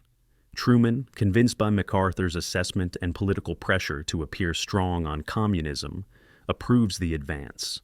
October 15, 1950. Wake Island. Truman flies halfway across the Pacific to meet MacArthur personally to discuss Korea strategy face-to-face. The meeting is partly genuine consultation, partly political theater. Truman wants photographs with successful general before midterm elections. MacArthur arrives wearing sunglasses and casual uniform, making no effort to show deference to his commander-in-chief. Truman asks the critical question, will China intervene? MacArthur's answer is definitive. Very little chance. If they do, it will be too late. By Thanksgiving, the war will be over. The troops will be home by Christmas. Truman asks about specific intelligence regarding Chinese troop movements. MacArthur dismisses those reports. Chinese forces in Manchuria are defensive, not offensive. China's leaders are rational. They recognize that intervention means war with America, means potential nuclear attack on Chinese cities. They won't risk it. MacArthur's confidence convinces Truman. The president approves continued advance toward Chinese border. The decision will prove catastrophic. November 1950. Intelligence reports reach MacArthur's headquarters describing massive Chinese troop movements. Agents report hundreds of thousands of Chinese soldiers crossing into North Korea. Local commanders report encountering Chinese troops in combat. Evidence accumulates that China is intervening in massive numbers. MacArthur dismisses every report. His intelligence chief, Charles Willoughby, supports his dismissal. Willoughby consistently underestimates communist capabilities, tells MacArthur what he wants to hear. MacArthur issues public statement. If Chinese forces are present, they are volunteer units, not official Chinese military. Their numbers are small. They pose no strategic threat. He orders UN forces to continue advancing toward Yalu River, splitting his forces into 2 separated columns with 100-mile gap between them. His tactical disposition violates basic military principles. Never divide your forces in the presence of enemy. Never create interior lines favoring enemy maneuver. MacArthur, convinced Chinese won't intervene in strength, ignores these principles. He's preparing for victory parade, not for the largest military disaster in American history since Custer's last stand. November 24th, 1950. Thanksgiving. MacArthur launches his Home by Christmas offensive, the final push to the Yalu River. He flies to Korea to personally observe the offensive's beginning, tells reporters this operation will end the war, bring troops home for Christmas celebrations. American and South Korean forces advance through North Korean mountains in frigid weather. Snow falls, temperatures drop below zero. The advance proceeds according to plan. Then, on November 25th, the night turns into nightmare. Chinese forces attack, not volunteers, not small units, 30 divisions, 380,000 troops. They hit the divided UN forces from multiple directions simultaneously. The attacks are overwhelming, coordinated, devastating. American units find themselves surrounded, outnumbered, fighting for survival. The offensive collapses within 24 hours. MacArthur, stunned, cables Washington. We face an entirely new war. The phrase entirely new war reveals everything about MacArthur's catastrophic failure. He believed his own assessments despite contradictory evidence. He dismissed intelligence that challenged his assumptions. He divided his forces based on strategic analysis that ignored tactical reality. He advanced toward Chinese border, assuming China wouldn't respond, wouldn't protect their security interests, wouldn't do exactly what his intelligence services warned they would do. The Chinese intervention is not surprise to anyone except MacArthur. The CIA predicted it. Field commanders reported Chinese troops. Intelligence officers documented Chinese buildup. MacArthur chose not to believe. He chose to believe in his own infallibility, in his own assessment that China wouldn't dare challenge American forces. This is the essential MacArthur.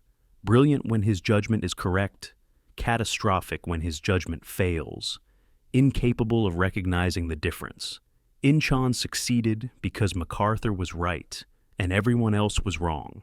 The Chinese intervention fails catastrophically because MacArthur is wrong and everyone else is right. The same confidence that enabled Incheon caused the Chinese disaster. The question is whether the genius justifies the catastrophe. MacArthur's career has always posed this question. Korea finally answers it. November 25th, 1950. Night. Chosin Reservoir, North Korea. Temperature 30 degrees below zero. 1st Marine Division camps near the reservoir, extended along a single mountain road, exposed and vulnerable. Chinese forces surround them, 12 divisions, 120,000 troops. At 10 o'clock, Chinese bugles sound across the mountains. Then the attacks begin. Wave after wave of Chinese infantry charge Marine positions, using human wave tactics that trade casualties for penetration. Marines fight in conditions that make combat nearly impossible. Weapons freeze, medical morphine, syrets freeze solid. Wounded die from cold before medics can treat them. The Chinese attack relentlessly for 3 days. Marines hold their positions, inflict devastating casualties on Chinese attackers, maintain defensive perimeter. But they're surrounded, cut off from supply, facing overwhelming numbers. The situation is desperate. MacArthur, in Tokyo, receives reports with disbelief. His intelligence told him Chinese wouldn't intervene in strength. His judgment told him the advance to Yalu River was safe. Everything he believed, everything he planned, everything he promised, all of it is revealed as catastrophically wrong. The Chosin Reservoir campaign becomes legendary for Marine Corps courage and Chinese determination. Surrounded and outnumbered, 1st Marine Division fights its way south, conducting what commanders euphemistically call advance in a different direction. It's a retreat, the longest retreat in American military history, conducted through mountain passes in sub-zero weather against overwhelming enemy forces. Marines fight constant rearguard actions, protecting convoys of wounded, destroying equipment they cannot carry, leaving the dead frozen beside the road. Chinese forces attack repeatedly, but cannot destroy the Marine column. The breakout costs 11,000 American casualties, killed, wounded, captured. But the division survives intact, bringing out wounded, bringing out equipment, maintaining unit cohesion. The strategic situation, however, remains catastrophic. MacArthur's Home by Christmas offensive has become desperate retreat. UN forces evacuate North Korea, falling back below the 38th parallel. By January 1951, Communist forces recapture Seoul. The war MacArthur declared nearly won is instead nearly lost. December 1950. MacArthur cables Washington requesting authorization for 4 actions. First, bomb Chinese bases in Manchuria. Second, blockade Chinese coast. Third, use Chinese nationalist troops from Formosa against mainland China. Fourth, consider employing atomic weapons against Chinese troop concentrations and supply centers. The requests represent dramatic escalation, expansion of Korean War into general war with China, possible trigger for World War III. MacArthur frames his requests as military necessity, as only viable responses to Chinese intervention, as measures required to avoid defeat. The Joint Chiefs of Staff, reading MacArthur's cables, feel horror. His proposals risk Soviet intervention, risk nuclear war, risk transforming limited conflict into global catastrophe. President Truman rejects all 4 requests. The war will remain limited to Korea. No expansion into China, no atomic weapons. MacArthur will fight with the forces he has, under the restrictions Washington imposes. MacArthur's strategic failure in Korea stems from the same character traits that produced his success in Japan: absolute confidence in his own judgment, unwillingness to accept contrary evidence, inability to distinguish between tactical situation and strategic reality. In Japan, these traits worked because his judgment about occupation strategy proved correct. In Korea, these traits produced disaster because his judgment about Chinese intervention proves catastrophically wrong. But MacArthur cannot admit error, cannot acknowledge that he ignored intelligence warnings, dismissed field reports, advanced rashly based on assumptions rather than evidence. To admit error would shatter his self-image as military genius, would contradict the mythology he's spent 50 years constructing.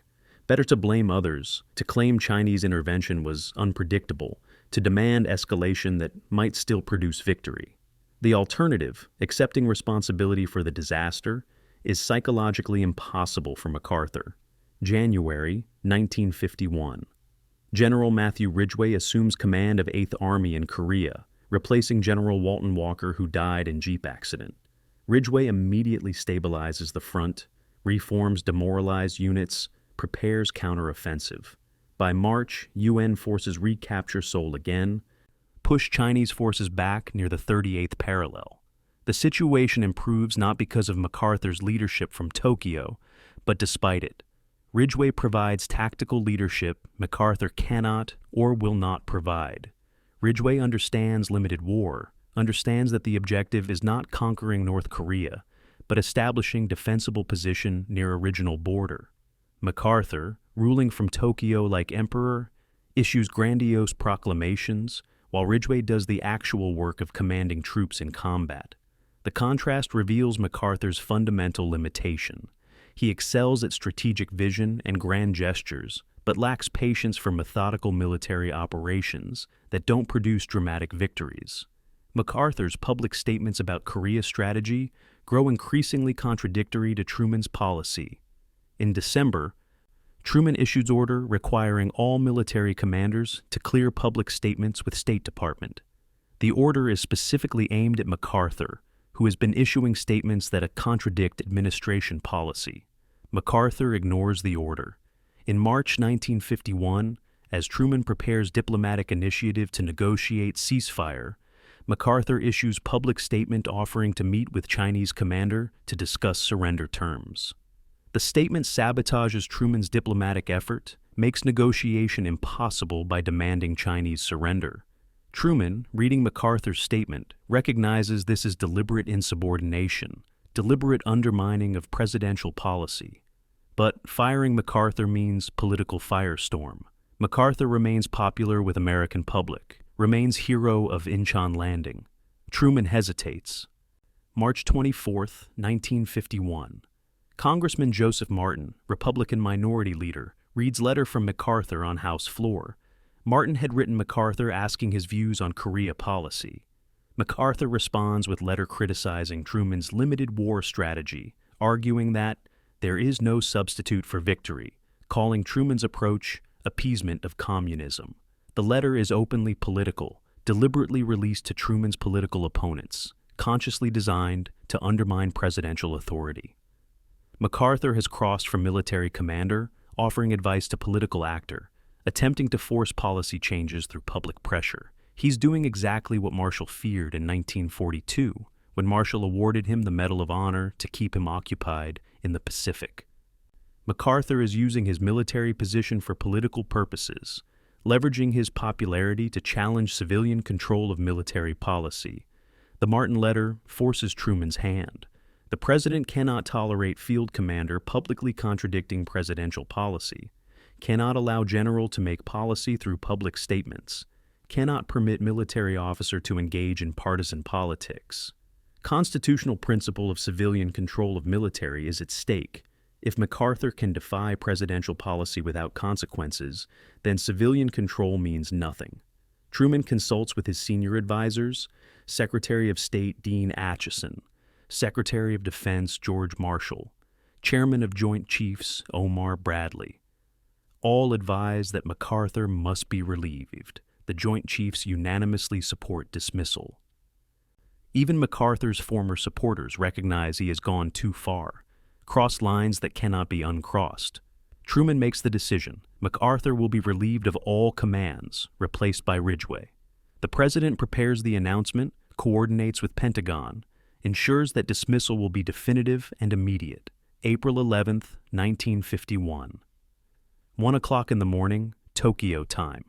Wire service reporter learns about MacArthur's dismissal from Washington sources, calls MacArthur's headquarters requesting comment.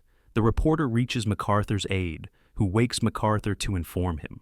This is how Douglas MacArthur learns he's been fired, from a journalist, not from official channels. The humiliation is deliberate or accidental. Historians still debate. Truman's staff intended to inform MacArthur before public announcement. But Washington's timing coordination with Tokyo failed. MacArthur receives the news in worst possible way, from the press in the middle of the night without warning. His wife Jean begins crying. MacArthur, after 52 years of military service, after commanding millions of troops, after ruling Japan like emperor, sits in his bathrobe learning from a reporter that his career is finished. He composes himself, issues statement accepting the president's decision, begins packing for return to America after 14 years abroad. The era of MacArthur in Asia ends not with dramatic battlefield finale, but with middle-of-the-night phone call from journalist. The military accounting of MacArthur's Korean command is brutal. His intelligence failure about Chinese intervention led directly to disaster that cost 11,000 American casualties in November and December 1950 alone. His refusal to accept that China would protect its security interests by intervening against forces approaching its border demonstrated stunning strategic blindness. His decision to split his forces, advancing in two separated columns with 100-mile gap between them, violated basic military principles and made the Chinese onslaught more devastating. His subsequent requests to expand the war into China, to use atomic weapons, to employ strategies that risked World War III, all of this demonstrated that MacArthur had lost perspective, could not distinguish between limited war and total war, could not accept that political objectives might constrain military operations. The Joint Chiefs' unanimous support for his dismissal reflected their assessment that he had become strategically dangerous, that his judgment could no longer be trusted, that his continued command risked catastrophe. The tragedy of MacArthur's Korean command is that it destroyed a career of genuine achievement through preventable errors. His strategic genius at Incheon was real. His occupation of Japan was remarkably successful. His campaigns in New Guinea demonstrated tactical innovation that saved thousands of lives. All of this is historical fact, undeniable achievement. But his catastrophic failure in Korea, ignoring intelligence, dividing his forces, advancing rashly, publicly contradicting the presidential policy, overshadows his achievements. The same character traits that enabled his greatest successes produced his greatest failure. His confidence became arrogance. His decisiveness became rashness. His willingness to take risks became recklessness. The genius and the catastrophe came from the same source, absolute conviction in his own infallibility. When that conviction proved correct, MacArthur achieved brilliance. When that conviction proved wrong, MacArthur produced disaster. Korea proved it wrong, and in proving it wrong, destroyed the legend MacArthur spent 50 years constructing. He will return to America still believing he was right, still convinced that political timidity rather than his own errors caused the disaster. This inability to learn from failure, this psychological need to externalize responsibility, ensures that his final chapter will be one of bitter controversy rather than dignified conclusion. MacArthur's war ends not with victory or even with noble defeat, but with dismissal for insubordination, with his judgment repudiated, with his career terminated by the civilian authority he could never quite accept. April 19th, 1951. United States Capitol. Joint session of Congress. Douglas MacArthur, 71 years old, addresses Congress for the first time in his life. The chamber is packed. Senators and representatives fill every seat. Supreme Court justices attend. Cabinet members crowd the front rows. Gallery seats are assigned by lottery. Hundreds of thousands requested tickets. The entire nation watches on television. This is MacArthur's moment to defend himself, to explain his actions, to make the case that Truman was wrong to dismiss him. He walks to the podium in civilian clothes. Army regulations prohibit him from wearing uniform now that he's relieved of command. The irony is cruel. MacArthur, who lived in uniform for 52 years, must make his final major speech dressed like any civilian. He begins speaking, his voice steady, his delivery perfect. He describes his Korea service, explains his strategic recommendations, defends his public statements. Then he concludes with words that will echo through American history. Old soldiers never die, they just fade away. And like the old soldier of that ballad, I now close my military career and just fade away. An old soldier who tried to do his duty as God gave him the light to see that duty. Goodbye. The speech is theatrical masterpiece, emotional manipulation at its finest. Victimhood narrative disguised as farewell address. MacArthur transforms his dismissal into tragedy, his insubordination into principled dissent, his policy disagreements into cosmic battle between duty and politics. The speech never acknowledges his errors, the intelligence failure about Chinese intervention, the divided forces advancing toward Yalu River, the public contradictions of presidential policy. Instead, it frames the issue as civilian interference with military judgment, as political timidity preventing military victory, as appeasement enabling communist aggression. The speech is emotionally powerful and factually misleading, personally moving and strategically dishonest. It works perfectly. Congress gives MacArthur standing ovation lasting 30 minutes.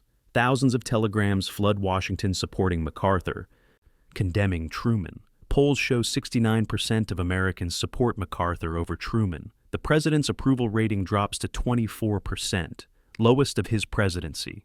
MacArthur has won the public relations battle even as he lost the policy argument. The following weeks bring MacArthur's triumphal return tour. New York City. 7.5 million people line the streets for ticker tape parade, largest in city's history, larger than Lindbergh's, larger than Eisenhower's. San Francisco, 500,000 attend rally. Chicago, Milwaukee, MacArthur's birthplace, massive crowds, adulatory speeches, calls for MacArthur to run for president.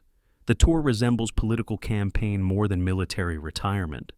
Republican Party leaders court MacArthur, hoping he will seek their presidential nomination. Some polls show MacArthur defeating Truman if the election were held immediately. For a brief moment, MacArthur's political future seems boundless. He could challenge Truman for presidency. He could reshape American foreign policy. He could vindicate his Korea strategy through electoral victory. The public enthusiasm suggests nothing is impossible for Douglas MacArthur. May through June 1951. Senate Armed Services Committee and Foreign Relations Committee conduct joint hearings on MacArthur's dismissal and Korea policy. The hearings provide MacArthur's opportunity to make his case before Congress and the nation, to explain why his strategy was correct, why Truman's limited war approach was wrong. MacArthur testifies for 3 days, articulate and confident. He argues that Truman's restrictions prevented military victory, that limited war is contradiction in terms, that there is no substitute for victory. His testimony is compelling theater. Then the Joint Chiefs testify.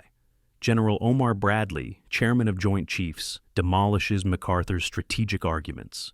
Bradley explains that expanding war into China would require massive troop deployments, would expose Europe to Soviet aggression, would risk World War III. He describes MacArthur's proposed strategy as militarily unsound and strategically suicidal. Then Bradley delivers the line that effectively ends the debate. MacArthur's proposals would lead to the wrong war, at the wrong place, at the wrong time, and with the wrong enemy. The Joint Chiefs testify unanimously that MacArthur was wrong. General J. Lawton Collins, Army Chief of Staff, describes MacArthur's intelligence failures and tactical errors. Admiral Forrest Sherman, Chief of Naval Operations, explains why MacArthur's proposals to blockade China and bomb Manchuria risk Soviet intervention. General Hoyt Vandenberg, Air Force Chief of Staff, details why atomic weapons would not be effective against Chinese forces. Most devastatingly, all 4 Joint Chiefs confirm that they were consulted about MacArthur's dismissal and unanimously recommended it. MacArthur's dismissal was not presidential caprice or political revenge. It was professional military judgment that MacArthur had become strategically dangerous, that his continued command risked catastrophe. The testimony undermines MacArthur's narrative of persecution, reveals that his military judgment was rejected by his professional peers, demonstrates that civilian control of military was not just constitutional principle, but strategic necessity. George Marshall, now Secretary of Defense, testifies with particular authority. Marshall served as Army Chief of Staff during World War II, knows MacArthur personally for decades, understands his strengths and weaknesses. Marshall describes MacArthur's pattern of insubordination, the bonus Army incident when MacArthur disobeyed Hoover's orders, the threats to resign during World War II if his strategic preferences weren't adopted, the Philippine liberation that may not have been strategically necessary, but MacArthur demanded it. Marshall makes clear that MacArthur's Korea dismissal was not an isolated incident, but culmination of decades-long pattern. MacArthur's genius was real, his achievements were substantial, but his inability to accept civilian authority made him fundamentally unsuited for command in constitutional democracy. The military can tolerate difficult commanders during emergencies, but Korean emergency was stabilizing by spring 1951. Tolerating MacArthur's insubordination was no longer justified by necessity. Public opinion shifts during the hearings. Initial overwhelming support for MacArthur erodes as Joint Chiefs' testimony reveals the strategic case against his proposals. Americans learn that MacArthur's strategy risked World War III, that his intelligence about Chinese intervention was catastrophically wrong, that his dismissal was supported by a nation's top military professionals. MacArthur's narrative of persecution becomes less convincing when 4-star generals explain his errors. By summer 1951, Truman's approval rating begins recovering. MacArthur's political momentum dissipates. The Republican Party, initially enthusiastic about MacArthur as presidential candidate, backs away. MacArthur is still popular, but no longer seen as persecuted hero. He's seen as brilliant but flawed commander who made catastrophic errors and then refused to accept responsibility. 1952 brings MacArthur's final political humiliation.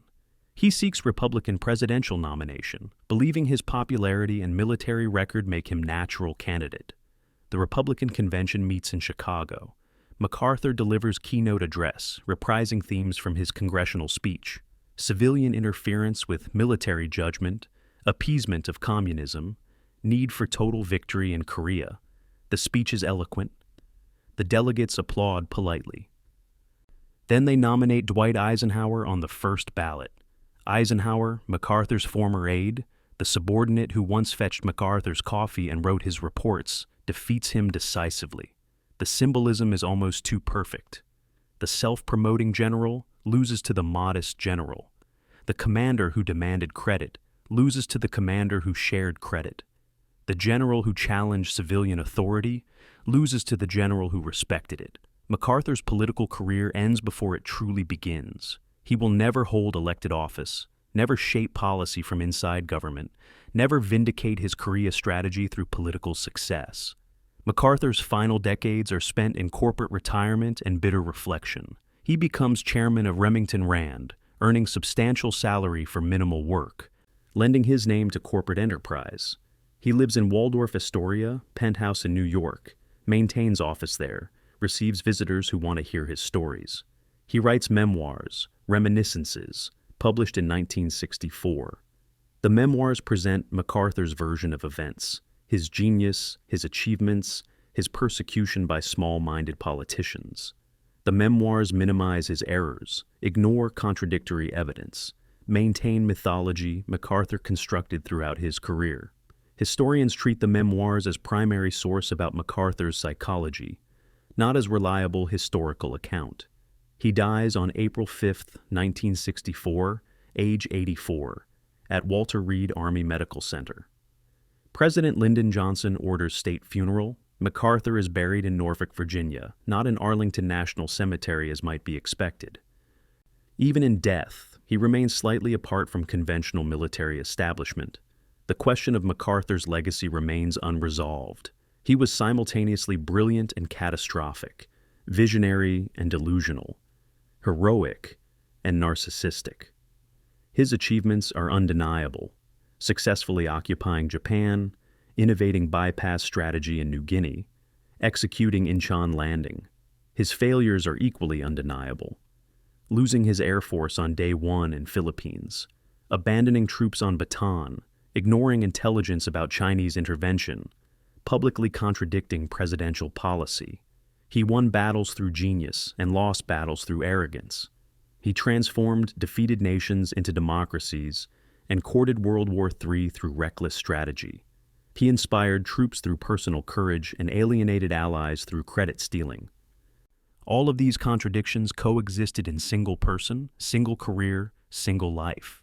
The deeper question is whether MacArthur's genius justified his insubordination. Some historians argue yes. His achievements were so substantial, his strategic innovations so valuable, that tolerating his difficult personality was reasonable price. Other historians argue no. Constitutional government cannot function if military commanders make policy rather than implement it. That MacArthur's pattern of insubordination threatened civilian control of military. That his achievements never justified his challenges to democratic authority. Both perspectives contain truth.